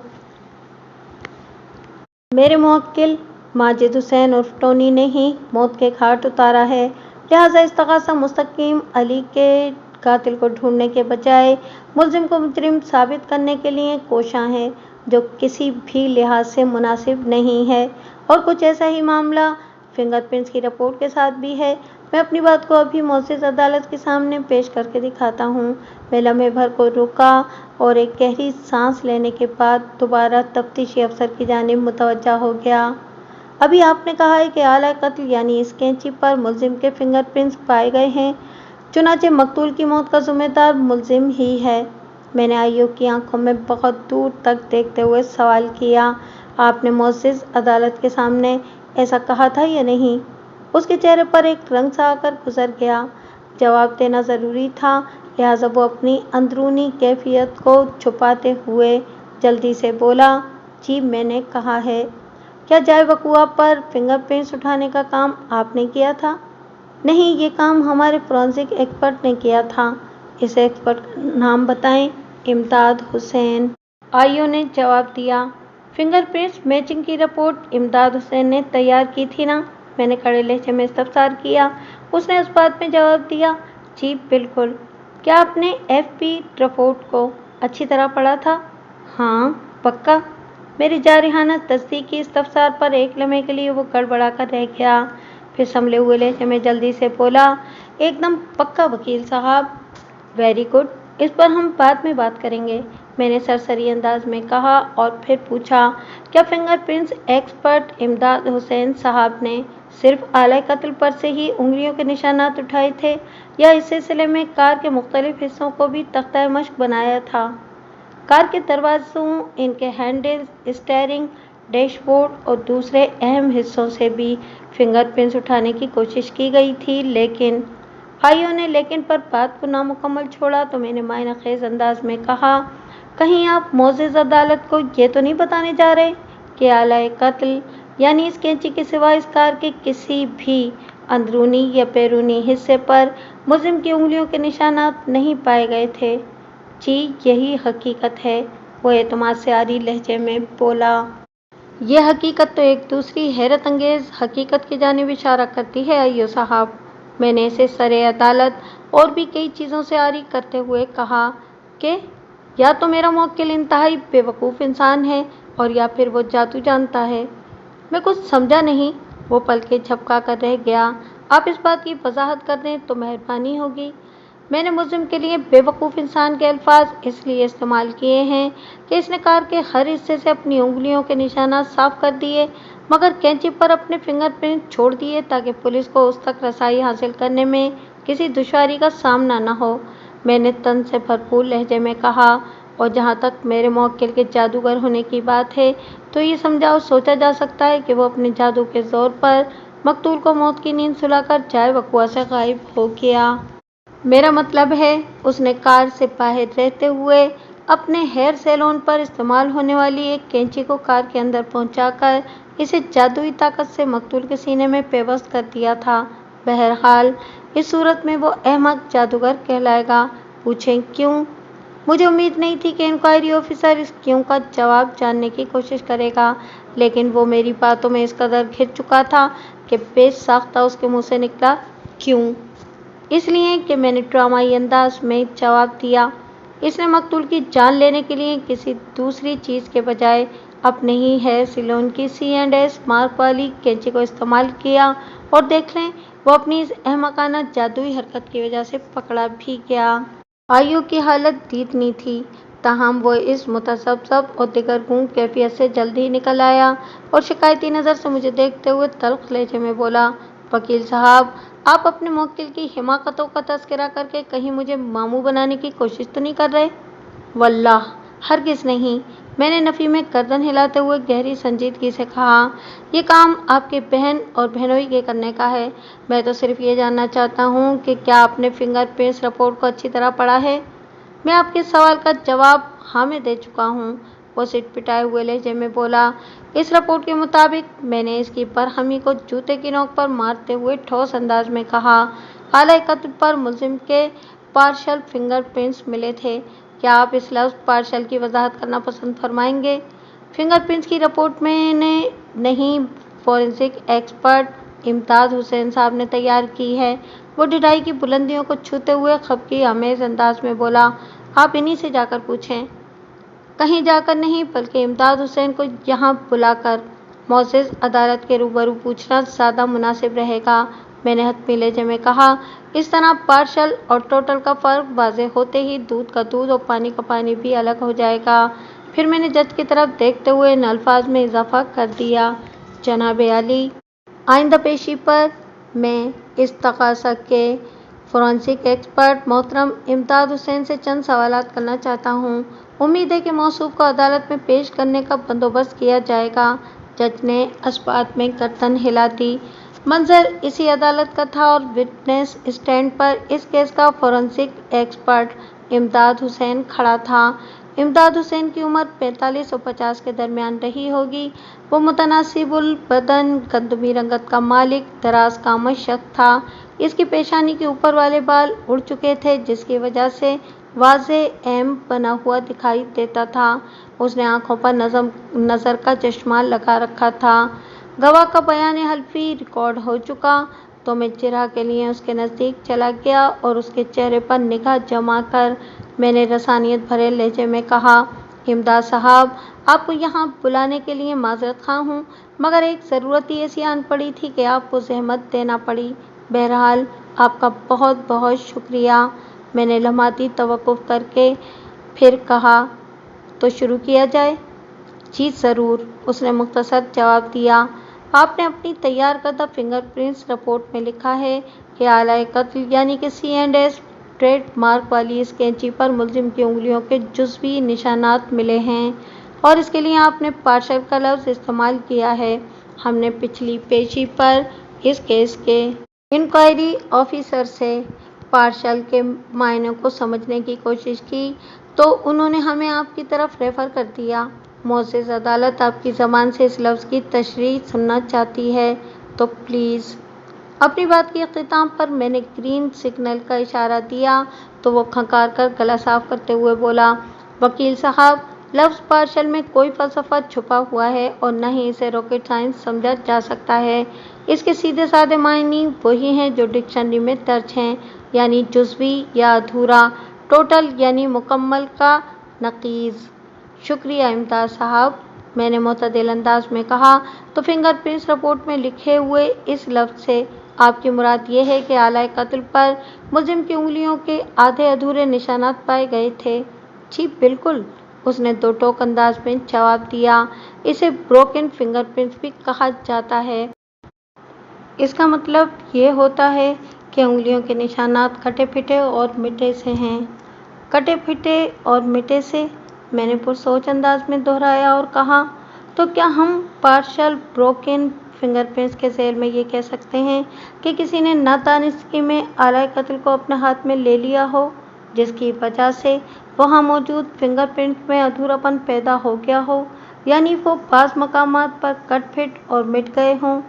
ऐसा हो सकता है, वह इस बात में गर्दन हिलाते हुए बोला, लेकिन मैं यकीन के साथ कह सकता हूँ कि मौजूदा केस में ऐसा हरगिज़ नहीं हुआ। आपके इस यकीन का सबब मोअज़्ज़ज़ अदालत भी जानना चाहती है, मैंने ठहरे हुए लहजे में कहा। देखें जनाब, वो वजाहत करते हुए बोला, अगर कत्ल की इस वारदात के बाद किसी ने मकतूल के सीने में पेवस्त इस कैंची को छुआ या पकड़ा होता तो इसकी उंगलियों के निशानात भी आला कत्ल पर सब्त हो जाना लाजमी अमर था। लेकिन हकीकत यह है कि आला कत्ल पर मुलजिम के सिवा और किसी के भी फिंगरप्रिंट्स मौजूद नहीं थे। और अगर, मैंने सरसराती हुई आवाज़ में सवाल किया, बाद में आला कत्ल को छूने या पकड़ने या इस्तेमाल करने वाले शख्स ने अपने हाथों पर दस्ताने पहन रखे हों, तो आपकी माहिराना राय क्या होगी? इस सूरत में आखिर ज़िक्र शख्स के फिंगरप्रिंट्स दस्तानों की वजह से आला कत्ल पर सब्त नहीं हो सकेंगे और वहाँ पहले से मौजूद फिंगरप्रिंट्स का डिस्टर्ब हो जाना यकीनी है। लेकिन आपने ये सवाल क्यों किया? क्या आपसे ऐसा सवाल करने पर कोई पाबंदी है? मैंने इसकी आंखों में देखते हुए सवाल किया। नहीं नहीं, ऐसी कोई बात नहीं, वो जल्दी से बोला, ये तो मेरा प्रोफेशन है, आप इससे मुतालिक मुझसे कुछ भी पूछ सकते हैं। तो फिर बताइए, मैंने बदस्तूर उसकी आंखों में झांकते हुए पूछा। अगर किसी शख्स ने मुलजिम को फंसाने के लिए इसके हेयर सैलून से एक ऐसी कैंची को चुरा लिया हो जिस पर मुलजिम के फिंगरप्रिंट सब्त हों, यानी वो कैंची मुलजिम के इस्तेमाल में रही हो और फिर इस शख्स ने दस्ताने पहनकर मज़कूरा कैंची को मकतूल के सीने में ऐन दिल के मकाम पर पेवस्त कर दिया हो, तो आपकी बयान करदा पार्शल या ब्रोकन फिंगरप्रिंट्स वाली थ्योरी को तस्दीकी सर्टिफिकेट मिल जाएगा ना? आप कह तो बिल्कुल ठीक रहे हैं, वो मुतज़ब्ज़ब नज़र से मुझे देखते हुए बोला, लेकिन कोई और शख्स ऐसा क्यों करेगा? कत्ल तो मुलजिम ही ने किया है। हर तरफ बाइस थिंकिंग का दौर दौरा है जनाब आली, मैंने जज की जानिब देखते हुए पावा से बुलंद कहा।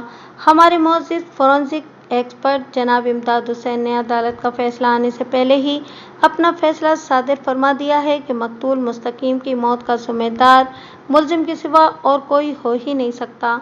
लिहाजा किसी तफ्तीश और तहकीक की चंदा ज़रूरत नहीं, जो हत्थे चढ़ गया है इसे चढ़ा दो तख्ताएदार पर, खेल ख़त्म, दुकान बंद। मैंने लम्हाती तवक्कुफ़ करके एक गहरी और आसूदा सांस ली, फिर जज से मुखातिब होते हुए इन अल्फाज में अपनी बात मुकम्मल कर दी। जनाब आली, मुझे गवाह से और कुछ नहीं पूछना। आज हमारा केस कदरे नीचे लगा हुआ था, चुनांचे हमें ज़्यादा वक्त नहीं मिल सका था। इस तकाज़ा के एक भर्ती गवाह और फोरेंसिक एक्सपर्ट को निपटाते हुए अदालत का मुकर्ररा वक्त ख़त्म होने में चंद मिनट ही बाकी रह गए थे कि जज ने वकील इस्तग़ासा से पूछा, वकील साहब, आपके कितने गवाह बाकी हैं? सिर्फ एक जनाब आली, اس نے جواب دیا، اور وہ گواہ ہے مقتول کی بیوہ میڈم کویتا، جنہیں اگلی پیشی پر عدالت میں حاضر کر دیا جائے گا۔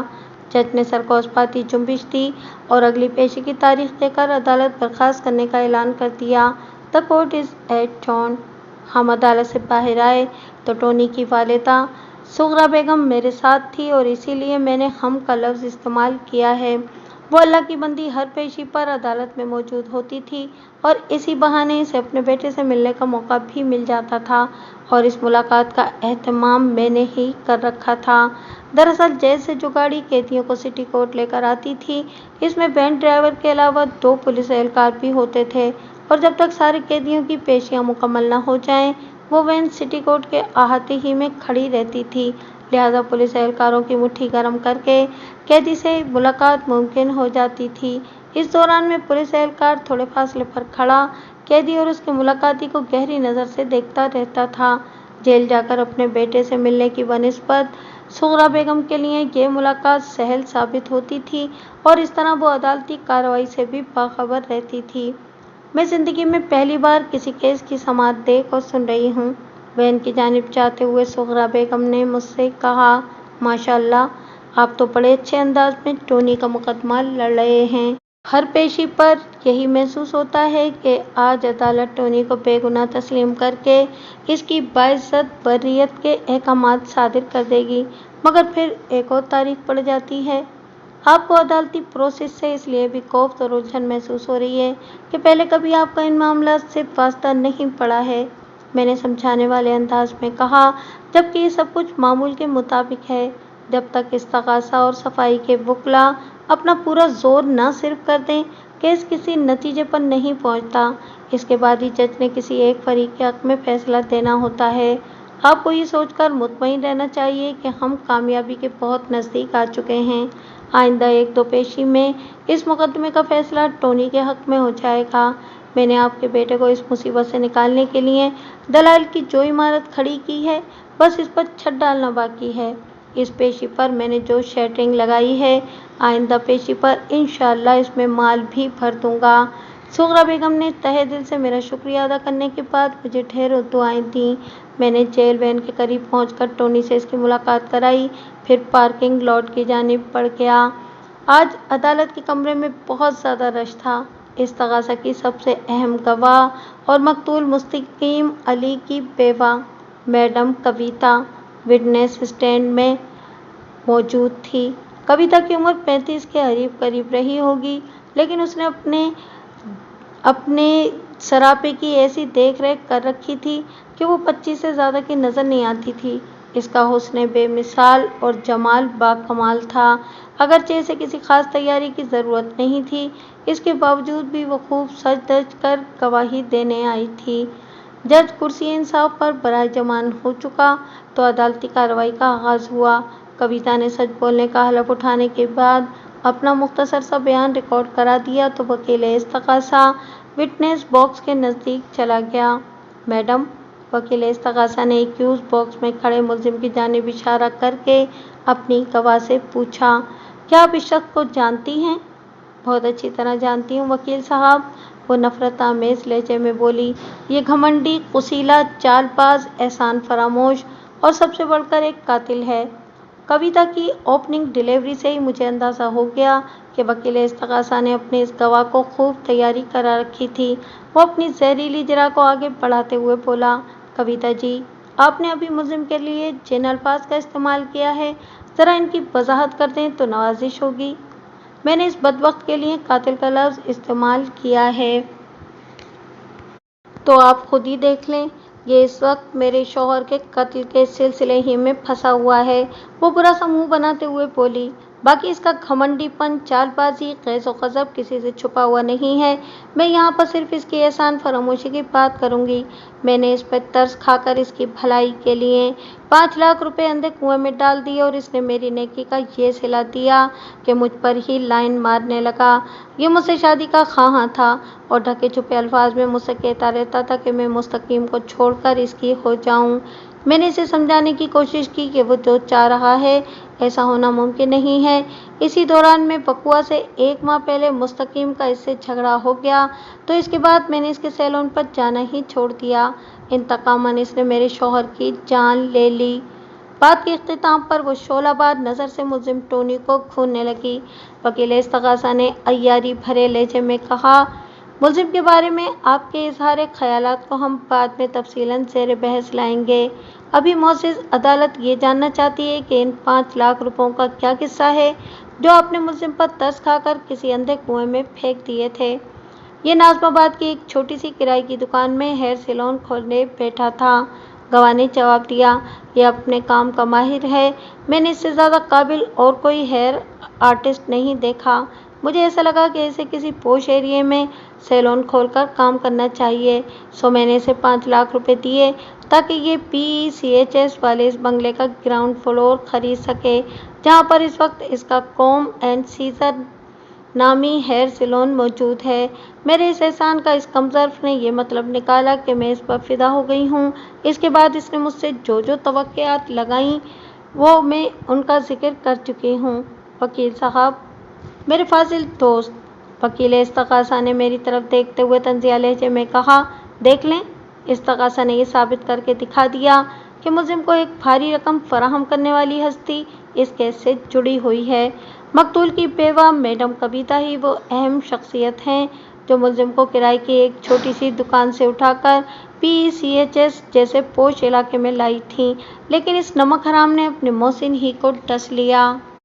मेरे फाजिल दोस्त, मैंने वकील इस्तग़ासा की आंखों में आंखें डालकर कड़े लहजे में इस्तफ़सार किया, क्या आप जोश खिताबत में अदालत के बुनियादी कवायद व ज़वाबित ही को फरामोश कर बैठे हैं? क्या मतलब है आपका? वो तपते हुए लहजे में बोला। मिसाल देकर समझाता हूँ, वरना मेरी बात आपके भेजे में नहीं उतरेगी। मैंने जज्बात से आरी लहजे में कहा, मैं मुअज़्ज़िज़ अदालत के रूबरू ये दावा करता हूँ कि आपने 15 दिन के वादे पर मुझसे 1 लाख रुपए उधार लिए थे और 2 माह गुजर जाने के बावजूद भी आपने मेरी रकम वापस नहीं की। क्या मेरा ऐसा कह देने से ये अदालत मुझे मेरे 1 लाख रुपए दिलवा देगी? कतई नहीं, वो बड़े जोश से बोला। जब तक आप ठोस सबूत फराहम करके ये साबित ना कर दें कि मैंने आपसे 1 लाख रुपए का कर्जा लिया था, उस वक्त तक ये अदालत आपकी कोई मदद नहीं करेगी। यही उसूल है। अब इसी उसूल को आपने अपनी पुरकशिश और जाज़िब नज़र गवाह मैडम कविता पर भी लागू करना है। मैंने मिर्ची लगाने वाले अंदाज में कहा, इन्होंने मेरे मुवक्किल को 5 लाख की रकम फराहम करने का महज जिक्र किया है। इस सिलसिले में इन्होंने अदालत के सामने कोई दस्तावेजी ठोस सबूत पेश नहीं किया, लिहाजा सरे दस्त इनके इस बेजड़ और बेबरगोबार दावे को खारिज अज़ अदालत ही समझें। इसी तरह मैडम ने मेरे मुवक्किल को कातिल कहकर इस सिलसिले में जो वजाहत पेश की है वो इंतहाई बचकाना बल्कि भोंडी और वाहियात है। आप मेरे मुवक्किल को मैडम कविता का मकरूज़ और ज़ेर बार एहसान साबित करने के चक्कर में आप अपने असल फ़राइज़ से सरीहन गफलत बरतने के मुर्तकिब हो रहे हैं। मेरे फाजिल दोस्त, मेरी इस असूली और कानूनी लताड़ ने वकील इस्तग़ासा की तबीयत मगदर कर दी। वो मानदाना नज़र से मुझे घूरने लगा और फिर अपनी गवाह की जानिब मुतवज्जा हो गया। आइंदा 10 मिनट में वकील मुखालिफ ने इस्तग़ासा की आखिरी और हसीन और जमील गवाह कविता पर अपनी चिरा मुकम्मल कर ली, तो मैं जज की इजाज़त हासिल करने के बाद विटनेस स्टैंड के करीब पहुंच गया और अपने मखसूस अंदाज में चिरा का आगाज़ कर दिया। मुझे आपके शौहर की मौत का अफसोस है कविता जी, मैंने हमदर्दी भरे लहजे में कहा। मैं आपके दुख में बराबर का शरीक हूँ। इस फॉर्मेलिटी की क्या ज़रूरत है? वो तंज़िया लहजे में बोली।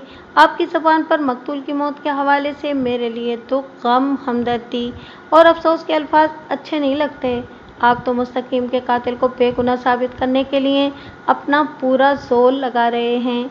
मैडम, आपने पहले भी मेरे मुवक्किल के लिए कातिल का लफ्ज़ इस्तेमाल किया है। वाज़ेह रहे कि जब तक ये अदालत मुलजिम पर आयद इल्ज़ामात को सच नहीं मान लेती, यानी कि इस्तग़ासा मुलजिम को मुजरिम साबित नहीं कर देता, तब तक इसके लिए कातिल का लफ्ज़ इस्तेमाल करना किसी भी लिहाज से मुनासिब नहीं है। बाकी जहाँ तक मेरी कोशिश का ताल्लुक़ है, तो मैंने लम्हाती तवक्कुफ़ करके गहरी सांस ली और फिर कहा, میں تو آپ کے شوہر کی موت کے اصل ذمہ دار تک پہنچنے کے لیے تگ و دو کر رہا ہوں تاکہ قانون کے تقاضے پورے ہو سکیں، لہٰذا آپ کو تو میرا شکر گزار ہونا چاہیے۔ میرا یہ جواب اس ماڈل حسینہ کو بالکل پسند نہیں آیا۔ وہ میرا شکریہ ادا کرنے کے بجائے اپنے شنگرفی ہونٹوں کو کباڑا کرتے ہوئے خفگی آمیز انداز میں مجھے گھورنے لگی۔ میڈم کویتا، میں نے اس کے چہرے پر نگاہ جما کر معتدل انداز میں پوچھا۔ وکیل استغاثہ کے ایک سوال کے جواب میں آپ نے ملزم کے لیے گھمنڈی، غصیلا، چال باز، احسان فراموش اور قاتل وغیرہ کے الفاظ کا بے دریغ استعمال کیا ہے۔ لفظ قاتل کے حوالے سے میں نے آپ کی سوچ کی تصحیح کر دی ہے۔ کسی انسان کا گھمنڈی، غصیلا اور چال باز ہونا عام سی بات ہے۔ اگر آپ کو کوئی اعتراض نہ ہو تو میں احسان فراموش پر فوکس کرنا چاہتا ہوں، آپ کی اجازت ہے نا؟ وہ ایسی کھوجتی ہوئی نظر سے مجھے دیکھنے لگی جیسے اس سوال کے پیچھے چھپے ہوئے میرے مقصد تک رسائی حاصل کرنے کی کوشش کر رہی ہو۔ چند لمحات کے تذبذب کے بعد اس نے جواب دیا، اجازت ہے۔ آپ نے ملزم کو احسان فراموش اس لیے کہا کہ آپ نے 5 لاکھ روپے خرچ کر کے اس کے بزنس کو زمین سے آسمان تک پہنچا دیا تھا اور بدلے میں وہ کسی غلط فہمی کا شکار ہو گیا اور یہ سمجھنے لگا کہ آپ اس پر مر مٹی ہیں۔ اپنی اس خوش فہمی میں وہ آپ سے نہ صرف شادی کے خواب دیکھنے لگا بلکہ وہ آپ سے یہ تقاضا بھی کرنے لگا کہ آپ مقتول کو چھوڑ کر ہمیشہ کے لیے اس کی ہو جائیں۔ واضح رہے کہ میں یہ سب بتاتے ہوئے آپ کی سوچ کی عکاسی کر رہا ہوں۔ جی، یہ میری ہی سوچ ہے جو 100% سچ ہے، وہ بڑے اعتماد سے بولی۔ کسی چیز کے درست یا غلط کا فیصلہ کرنا آپ کا یا میرا کام نہیں کویتا جی، یہ معزز عدالت کی ذمہ داری ہے، میں نے باشگاف الفاظ میں کہا۔ کیا آپ معزز عدالت کو بتا سکتی ہیں کہ آپ کو یہ احساس کب ہوا کہ ملزم آپ کی ذات میں کسی خاص انداز کی دلچسپی لے رہا ہے؟ ناظم آباد سے PCHS شفٹ ہونے کے فوراً بعد کیا؟ میں نے دانستہ جملہ ادھورا چھوڑا تو وہ میرے پھینکے ہوئے جال میں قدم رکھتے ہوئے جلدی سے بولی، جی بالکل، آپ ٹھیک کہہ رہے ہیں، اس کے رویے میں جبھی تبدیلی آئی تھی، یہ مجھے ایک کسٹمر کے بجائے کسی اور نظر سے دیکھنے لگا تھا۔ اب وقت آ گیا تھا کہ ڈرامہ ڈائریکٹر داؤد خان کی فراہم کردہ معلومات کو طریقے سلیقے سے استعمال کیا جائے۔ داؤد خان میرے موکل ماجد حسین عرف ٹونی کے مرحوم باپ کا سچا دوست تھا۔ شو بزنس سے تعلق ہونے کے باعث اسے یہ معلومات حاصل کرنے میں کسی دقت کا سامنا نہیں کرنا پڑا تھا۔ علاوہ ازیں اس کے تعلقات بھی خاصے وسیع تھے۔ کیا یہ درست ہے کہ جب آپ اور مقتول رشتہ ازدواج میں بندھے تو وہ مقتول کی دوسری اور آپ کی چوتھی شادی تھی؟ میں نے استغاثہ کی گواہ کی آنکھوں میں دیکھتے ہوئے سوال کیا۔ جی یہ درست ہے، اس نے بڑی چالاکی سے کہا۔ مجھ سے پہلے مستقیم کی بیوی صوبیہ کا انتقال ہو چکا تھا، یعنی صوبیہ کے انتقال کے 6 ماہ بعد مستقیم نے مجھ سے شادی کی تھی، لہٰذا یہی کہا جائے گا کہ مستقیم کی دوسری شادی مجھ سے ہوئی تھی۔ آپ نے میرے سوال کا نامکمل جواب دیا ہے میڈم، میں نے معتدل انداز میں کہا۔ اس کا کیا ہوا جو میں نے پوچھا تھا، یہ مقتول سے آپ کی چوتھی شادی تھی؟ وہ جزبز ہو کر رہ گئی تھی۔ آبجیکشن یور آنر، وکیل استغاثہ فوراً اپنی گواہ کی مدد کو پہنچا۔ ڈیفینس استغاثہ کی معزز گواہ سے غیر متعلق سوالات کر کے اسے ہراساں کرنے کی کوشش کر رہے ہیں۔ ڈیفینس، جج نے مجھ سے مخاطب ہوتے ہوئے پوچھا، کیا گواہ کی سابق شادی یا شادیوں کا زیر سماعت کے سے کوئی تعلق ہے؟ صرف گواہ کی شادی ہی کا نہیں بلکہ مقتول کی سابق شادی کا بھی اس کیس سے گہرا تعلق ہے جناب عالی، میں نے مضبوط لہجے میں جواب دیا۔ مقتول کے حوالے سے تو گواہ نے درست معلومات دی ہیں، لیکن اپنی ذات کے بارے میں جواب دیتے ہوئے ان کی زبان کے ریکارڈ کی سوئی وہ پر اٹک کر رہ گئی ہے۔ یہ تردد، اعتراض اور اجتناب ناقابل ہضم ہے۔ اوور رولڈ، جج نے وکیل استغاثہ کے اعتراض کو مسترد کرتے ہوئے گواہ سے کہا، بی بی آپ وکیل صفائی کے سوال کا جواب دینے کی پابند ہیں۔ جی، وہ تھوک نگلتے ہوئے بولی، مستقیم سے میری چوتھی شادی تھی۔ پہلی شادی شوبز سے تعلق رکھنے والے ایک شخص جنید سلیم سے، دوسری شادی ایک معروف ہاکی کے کھلاڑی عارف محمود سے، تیسری شادی ایک سیزنل سیاستدان منصور راہی سے اور چوتھی شادی ایک کامیاب بزنس مین مقتول مستقیم علی سے۔ مگر ایک حیرت انگیز اتفاق یہ کہ آپ کی کسی بھی شوہر سے کوئی اولاد نہیں۔ मैंने बदस्तूर मैडम कविता की आंखों में देखते हुए कहा। लेकिन मकतूल की पहली बीवी सोबिया से एक औलाद है। मैं ठीक कह रहा हूँ ना मैडम? जज जी, उसने जवाब दिया। सोबिया और मुस्तकीम की बेटी का नाम सिरात है। ओह, मैंने चौंके हुए लहजे में कहा। फिर तो वो अपना नाम सिरात मुस्तकीम लिखती होगी। बिल्कुल ऐसा ही है, उसने इस बात में जवाब दिया। सिरात यूके में होती है। यूके? इंग्लिस्तान? मैंने मायना खेज अंदाज में कहा। फिलहाल इतनी दूर जाने की ज़रूरत नहीं है। मैंने तासुफ आमेज अंदाज में जुमला नामुकम्मल छोड़कर एक बोझल सांस खारिज की और फिर कहा, कविता जी, थोड़ी देर पहले आपने मेरे एक सवाल के जवाब में बताया था कि नाज़िमाबाद से PCHS अपने बिजनेस को शिफ्ट करने के फौरन बाद मुल्जिम आपके साथ में एक ख़ास हवाले से दिलचस्पी लेने लगा था। आपने इसे समझाने की बहुत कोशिश की कि आप मकतूल को छोड़कर हमेशा के लिए उसकी नहीं हो सकती, लेकिन वो अपनी ज़िद पर अड़ा रहा। फिर आपने इससे कहते ताल्लुक़ कर लिया और इसके हेयर सैलून पर जाना छोड़ दिया। क्या ऐसा ही हुआ था? जी, आप ठीक कह रहे हैं, उसने जवाब दिया। मेरी मुस्तनद मालूमात और ज़मीनी हक़ाइक़ के मुताबिक मुल्जिम आपको 2 साल से जानता था। यानी जब आप उसके नाज़िमाबाद वाले हेयर सैलून पर जाया करती थीं और उसने वक़वा से लगभग 1 साल पहले अपना हेयर सैलून नाज़िमाबाद से PECHS में शिफ्ट किया था। इस हिसाब से मुल्जिम बहुत देर से आपकी चाहत में गिरफ्तार नहीं हुआ था। हालांकि ये शिफ्टिंग से कमोबेश 1 साल पेशतर आपको जानता था, है ना? क्या तो आप ठीक ही रहे हैं, वो उलझन ज़दा लहजे में बोली। मगर मैं समझ नहीं पा रही कि आप आखिर मुझसे पूछना क्या चाह रहे हैं। दिमाग पर ज़्यादा जोर देने की ज़रूरत नहीं है कविता जी, मैंने ज़ेरे लब मुस्कुराते हुए कहा। इस तकाज़ा के मुताबिक जब मकतूल और मुल्जिम के बीच शदीद नौइयत का झगड़ा हुआ, इसके बाद आपने मुल्जिम के हेयर सैलून पर जाना छोड़ दिया था। मैं गलत तो नहीं कह रहा ना? जी नहीं, वो नफ़ई में गर्दन हिलाते हुए दो टोक अंदाज में बोली। यही हकीकत है। ओह, तो इसका मतलब ये हुआ कि मैंने ड्रामाई अंदाज में कहना शुरू किया, आपने तकरीबन 11 माह तक मुल्जिम की एक तरफा मोहब्बत और शादी की ज़िद को भुगता है, क्योंकि ये हकीकत अदालत के रिकॉर्ड पर आ चुकी है कि मुल्जिम और मकतूल के माबैन वो झगड़ा वक़ुआ से 1 माह पहले हुआ था। जी, इसने मुख्तसर जवाब दिया। क्या आप आशी और शाहीन नामी ख़वातीन को जानती हैं? मैंने यकायक पूछ लिया। एक लम्हा सोचने के बाद उसने जवाब दिया, हाँ, ये दोनों मुल्जिम के हेयर सैलून पर काम करती हैं। आशी और शाहीन ने मुझे बताया कि मुल्जिम और मकतूल के बीच वो संगीन लड़ाई इनकी नज़रों के सामने यानी सैलून के अंदर हुई थी। मैंने गवाह के चेहरे पर निगाह जमा कर कहा, और इस वक्त आप भी वहाँ मौजूद थीं, बल्कि आप पहले आई थीं और इसके थोड़ी देर बाद मकतूल भी वहाँ पहुँच गया था। इस रोज़ आपने सुर्ख बनारसी साड़ी पहन रखी थी और मुल्जिम ने भी सुर्ख शर्ट से तन की हुई थी। और जब आप सैलून के अंदर दाखिल हुई थीं तो आपके हाथ में सुर्ख गुलाबों का एक खुशनुमा गुलदस्ता भी था, जो आपने आते ही मुल्जिम को दे दिया था। लेकिन कबल इसके कि आप दोनों में कोई बात होती, मकतूल गुस्से में खोलता हुआ सैलून के अंदर दाखिल हुआ था। इसके बाद सैलून का माहौल यकसर बदल गया था। मतलब ये कि तमाम तर खुशगवारियत देखते ही देखते कोफ्त, बदमज़गी और बेहूदगी में तब्दील हो गई थी। अगर मैं कुछ गलत कह रहा हूँ तो आप मुझे टोक सकती हैं, रोक सकती हैं। नहीं, इसकी ज़रूरत नहीं, वो जल्दी से बोली। आपने इस दिन की मंजरकशी बड़े भरपूर अंदाज में की है। नवाजिश, करम, शुक्रिया, मेहरबानी, मैंने ज़ेरे लब मुस्कुराते हुए मायना खेज अंदाज में कहा। आपकी ये तारीफ़ मेरे मुवक्किल के हक़ में बेहतर साबित होने जा रही है। उसने पलकें झपकाते हुए बड़े इज़्तिरारी लहजे में सवाल किया, इसका क्या मतलब हुआ वकील साहब?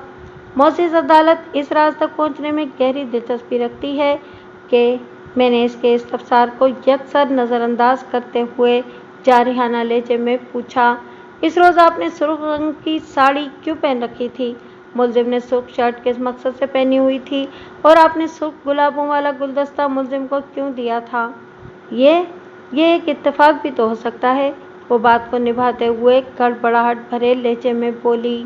सिर्फ इत्तेफाक नहीं, बल्कि खासा हसीन इत्तेफाक, मैंने एक एक लफ्ज़ पर जोर देते हुए इंकिशाफ अंगेज़ लहजे में कहा, क्योंकि इस रोज़ 14 फरवरी थी, यानी वैलेंटाइन डे, इजहार मोहब्बत का दिन। तो वो बस इतना ही कह सकी, तो ये कि میں نے ٹھوس انداز میں کہا۔ وہ سین تو اسی جانب اشارہ کرتا ہے کہ آپ اپنی 5ویں شادی کے منصوبے کو فائنل ٹچ لگانے والی تھیں کہ مقتول نے عین وقت پر وہاں پہنچ کر رنگ میں بھنگ ڈال دیا اور وہ محبت بھرا رومان پرور ماحول دیکھتے ہی دیکھتے کسی آنسوؤں اور آہوں کے مزار میں بدل گیا تھا۔ میڈم کویتا کے چہرے پر مجھے زلزلے کے آثار دکھائی دیے۔ اس کی آنکھوں سے بھی بے چینی اور اضطراب جھلکتا تھا۔ کوئی جواب دیے یا وضاحت کرنے کے بجائے وہ امداد طلب نظر سے وکیل استغاثہ کو تکنے لگی۔ Objection your owner. وکیل استغاثہ نے حق کے وکالت ادا کرتے ہوئے خواہ قسم کے لہجے میں کہا۔ ڈیفینس ادھر ادھر کی باتوں سے عدالت کا قیمتی وقت برباد کر رہا ہے۔ ابھی میری بات مکمل نہیں ہوئی جناب عالی، میں نے روئے سخن جج کی جانب موڑتے ہوئے کہا۔ اس وقت کیس کی سماعت بڑے ہی نازک موڑ پر پہنچ چکی ہے، لہٰذا معزز عدالت سے میری استدعا ہے کہ اس موقع پر استغاثہ کو میرے کام میں روڑے لگانے سے روکا جائے۔ جج استغاثہ کی گواہ کویتا کی نفسیاتی حالت اور میری مدلل جرح کی افادیت سے بخوبی آگاہ ہو چکا تھا، چنانچہ اس نے وکیل سرکار کے اعتراض کو رد کرتے ہوئے مجھ سے کہا۔ Overruled. بیگ صاحب please proceed further. Kavita ji, میں نے استغاثہ کی گواہ اور مقتول مستقیم علی کی بیوہ کی آنکھوں میں دیکھتے ہوئے کڑے لہجے میں سوال کیا۔ جب آپ کے اور میرے موکل کے درمیان گلاب رنگ خفیہ مراسم پوری آب و تاب اور عزم و ولولے کے ساتھ جاری و ساری تھے تو پھر اس خوفناک ڈرامے کی ضرورت کیوں پیش آ گئی؟ کیا آپ میرے موکل کے جذبات سے کھلواڑ کر رہی تھیں یا پھر چوری پکڑی جانے پر مقتول کے سامنے خود کو کم سے کم قصوروار ثابت کرنے کے لیے یہ ناٹک ضروری سمجھا تھا؟ ایسا ناٹک جو ملزم کی موت کا پیغامبر بھی ثابت ہو سکتا تھا۔ اس بیچارے محبت کے مارے انسان نے آپ کا کیا بگاڑا تھا جو آپ نے اسے سزائے موت دلوانے کے لیے ایڑی چوٹی کا زور لگا دیا؟ یہ سب آپ کے بیمار ذہن کی اختراع ہے۔ وہ ایک دم ہتے سے اکھڑ گئی۔ میں نے کسی قسم کی غلط بیانی نہیں کی۔ آپ کو اگر میری بات کا یقین نہیں آ رہا تو میں کچھ کہہ نہیں سکتی۔ حقیقت یہی ہے کہ میں نہیں بلکہ ملزم ہی میرے پیچھے پڑا ہوا تھا۔ ملزم آپ کے پیچھے پڑا ہوا تھا یا آپ اس پر فدا تھیں؟ اس کا ایک ہی مطلب نکلتا ہے کہ آپ دونوں کے بیچ محبت کسی نہ کسی شکل میں پنپ رہی تھی۔ میں نے گہری سنجیدگی سے کہا۔ میں محبت اور محبت کرنے والوں کی دل سے عزت کرتا ہوں کویتا جی، لہٰذا اس حوالے سے اب میں آپ سے کوئی سوال نہیں کروں گا۔ آپ بس معزز عدالت کو یہ بتا دیں کہ مقتول کو پیش آنے والے افسوسناک اور جان لیوا واقعے کی اطلاع اس کی اکلوتی بیٹی کو کیوں نہیں دی گئی تھی؟ میں بڑے دعوے سے کہہ رہا ہوں کہ صراط مستقیم اس موقع پر موجود نہیں تھی۔ آپ کا دعویٰ درست ہے، اس نے جواب دیا۔ اس کی غیر حاضری کا سبب بھی بتا دیں۔ اس کے نہ آنے کی کئی ایک وجوہات تھیں، اس نے خود کو پر اعتماد ظاہر کرتے ہوئے کہا۔ پہلی بات یہ کہ صراط کو واپس گئے چند دن ہی ہوئے تھے جب یہ واقعہ پیش آیا۔ دوسری بات یہ کہ اب کی بار UK جاتے ہوئے وہ مقتول یعنی کہ اپنے باپ سے شدید نوعیت کا جھگڑا کر کے گئی تھی وغیرہ وغیرہ۔ ان وجوہات پر بھی بات ہوگی، میں نے سرسری انداز میں کہا۔ عدالت یہ جاننا چاہتی ہے کہ کیا آپ نے صراط کو مستقیم کی حادثاتی موت کی اطلاع دی تھی؟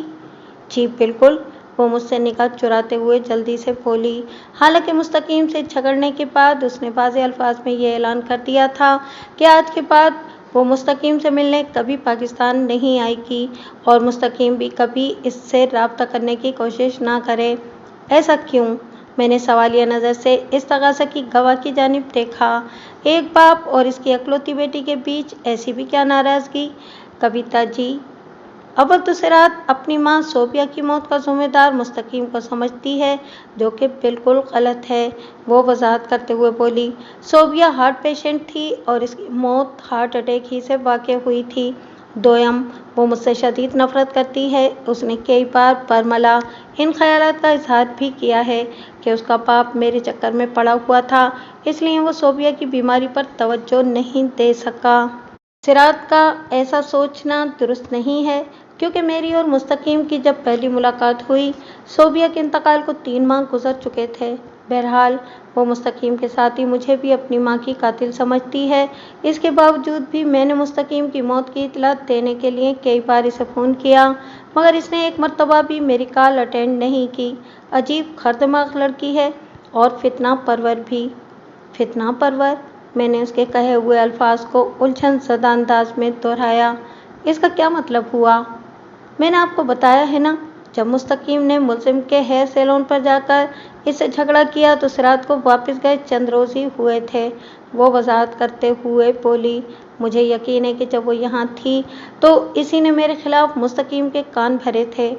एक मिनट, मैंने किता कलामी करते हुए कहा, अब जो कुछ बता रही हैं इसका तो सीधा सीधा ये मतलब निकलता है कि सिरात आपके और मुल्जिम के चक्कर से बखूबी आगा थी। इस बेवकूफ़ लड़की की आगाही भी आपकी मालूमात की तरह नाकिस और बेबुनियाद थी वकील साहब।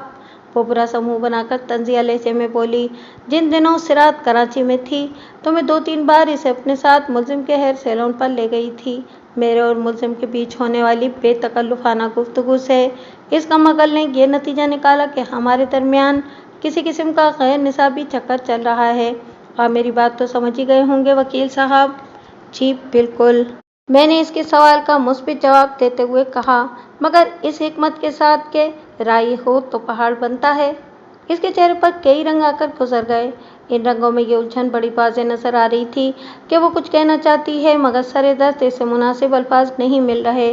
मैंने इसे ज़्यादा सोचने की मोहलत न दी और सपाट आवाज़ में पूछा, कविता जी, क्या आपको ड्राइविंग आती है? जी एकदम परफेक्ट। वेरी गुड, मैंने कहा और सवाल किया, आपके घर में कितनी गाड़ियां हैं? 2, उसने जवाब दिया। क्या वो दोनों गाड़ियां आपके इस्तेमाल में रहती हैं? मैंने चिराग के इस तवील सिलसिले को इख्तिताम की तरफ लाते हुए इस्तफसार किया। नहीं, उसने नफ़ी में गर्दन हिलाई और बताया कि एक गाड़ी मैं इस्तेमाल करती हूँ और दूसरी गाड़ी मुस्तकीम के लिए थी, जो उसकी मौत के बाद गैराज में खड़ी है। अगर मैं गलत नहीं हूँ तो आप इस गाड़ी की बाबत बात कर रही हैं जिसकी अक़वी नशिस्त पर मकतूल की लाश पाई गई थी। जी जी, आप बिल्कुल ठीक कह रहे हैं, वो पुरजोश लहजे में बोली। लेकिन मैंने इसके जोश के गुब्बारे में पिन चुभोते हुए कदरे जारहाना अंदाज में कहा, मकतूल तो ड्राइविंग नहीं जानता था, फिर वो इस गाड़ी को कैसे चलाया करता था? इस गाड़ी के लिए हमने ड्राइवर रखा हुआ था। ड्राइवर का नाम इरफान भट्टी, उसने तुरंत जवाब दिया। इरफान इस वक्त कहाँ था? मुस्तकीम की मौत के बाद इसकी ज़रूरत नहीं रही थी, इसलिए मैंने इसकी छुट्टी कर दी थी। मैं अभी की बात नहीं कर रहा, मैंने कविता की बात मुकम्मल होने से पहले ही बेलिहाज लहजे में सवाल किया। मैं इस वक्त का जिक्र कर रहा हूँ जब मकतूल को मौत के घाट उतारा गया था। मुझे क्या मालूम? वो हद दर्जा परेशान लहजे में बोली, खुदा की कसम मैं इस बारे में कुछ नहीं जानती। This is open and shut case your honour, मैंने जज की जानिब देखते हुए आवाज़ बुलंद कहा। मैं कानूनी ज़बान में इसे WPM वेल प्लान्ड मर्डर कहूँगा। यह हकीकत रोज़े रोशन के मानिंद आयां हो चुकी कि वक़्वा के रोज़ मकतूल का ड्राइवर इरफान भट्टी ही इसे साहिल समंदर पर लेकर गया होगा। क्योंकि मकतूल गाड़ी चलाना नहीं जानता था, मगर इस केस की चार्जशीट और इस्तग़ासा के गवाहों की फहरिस्त में कहीं भी इस ड्राइवर का नाम मौजूद नहीं है। और ये इस्तग़ासा की नालायकी नहीं बल्कि बदनीयती है। मुझे यकीन है कि अगर इरफान भट्टी को शामिल तफ्तीश करके इस पर सख्ती की जाए तो मकतूल की मौत का राज खुल सकता है, जिससे ये साबित हो जाएगा कि मेरा मौक्किल बेगुनाह है। That's all your honour. जज ने मेरे दलाइल के जवाब में अपनी गर्दन को असबाती जुम्बिश दी और इस केस के इंक्वायरी ऑफिसर को हिदायत देने लगा। इसके लहजे से बरहमी झलकती थी।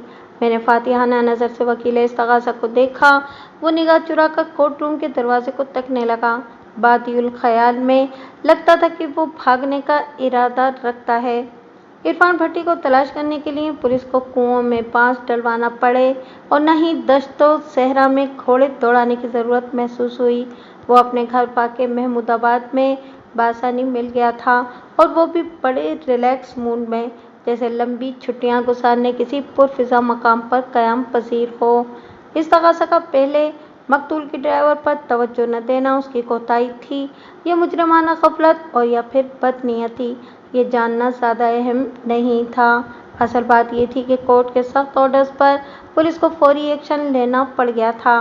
इरफान भट्टी कोई मजा हुआ आदि मुजरिम था नहीं, लिहाजा पुलिस की खातिर मदारात इसे हजम न हुई और इसकी याददाश्त के मैदे में जो भी खजाना दफन था वो इसने बतरीके शराफत उगल दिया था।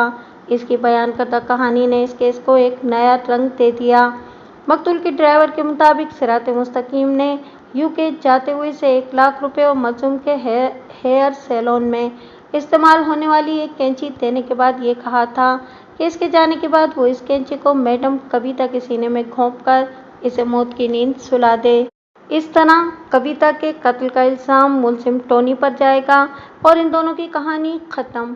सिरात मुस्तकीम ने मज़कूरा कैंची एक सेलोफेन बैग में डालकर इस हिदायत के साथ दी थी कि इसने ग्लव्स पहनकर इस कैंची का इस्तेमाल करना है।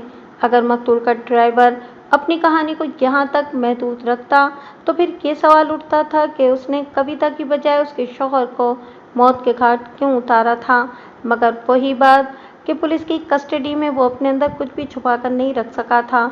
उसने मज़ीद बताया, मैडम को बताने से पहले ही मुझे सिरात बीवी पर कड़ी नज़र रखने के लिए वो कह चुकी थी और इस काम के लिए वो मुझे खुसूसी मुआवजा भी दिया करती थी। लिहाजा मैंने मैडम से नमक हरामी करना मुनासिब ना समझा और उन्हें हकीकत हालात से आगाह कर दिया। वो मेरी बात सुनकर गहरी सोच में डूब गईं और फिर मुझे 2 लाख रुपए देने के बाद कहा, इरफान, सिरात वाले 1 लाख रुपए भी तुम अपने पास रखो और कैंची के इस्तेमाल के सिलसिले में तुमने टारगेट बस तब्दील करना है।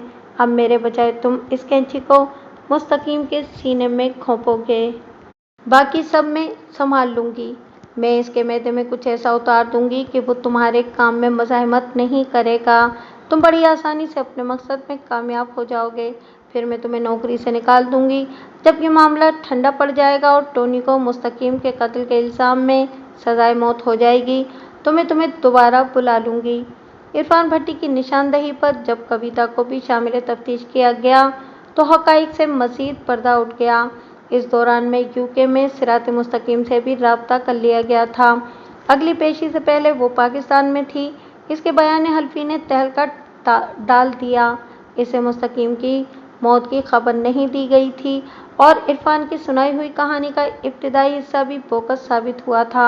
यानी सिरात ने टोनी के सैलून से कोई कैंची चुराई थी और न ही इसने 1 लाख रुपए के एवज कविता को कत्ल करने का हुक्म दिया था। जब तमाम तर हालात कविता के खिलाफ सफारा हो गए तो उसके सामने एक वाले जुर्म के सिवा कोई रास्ता न रहा। मैं मुस्तकीम और टोनी को एक साथ सज़ा देना चाहती थी। इसने इकरार गुनाह करते हुए कमाले ढिठाई से अदालत के सामने बयान दिया। मुस्तकीम एक तंग नज़र और शक्की मिजाज इंसान था और टोनी अव्वल दर्जे का नमक हराम और एहसान फरामोश। मैंने इसकी तरक्की के लिए लाखों रुपए लगा दिए और ये बेवकूफ़ मुझे मुसलसल नज़रअंदाज करता चला गया।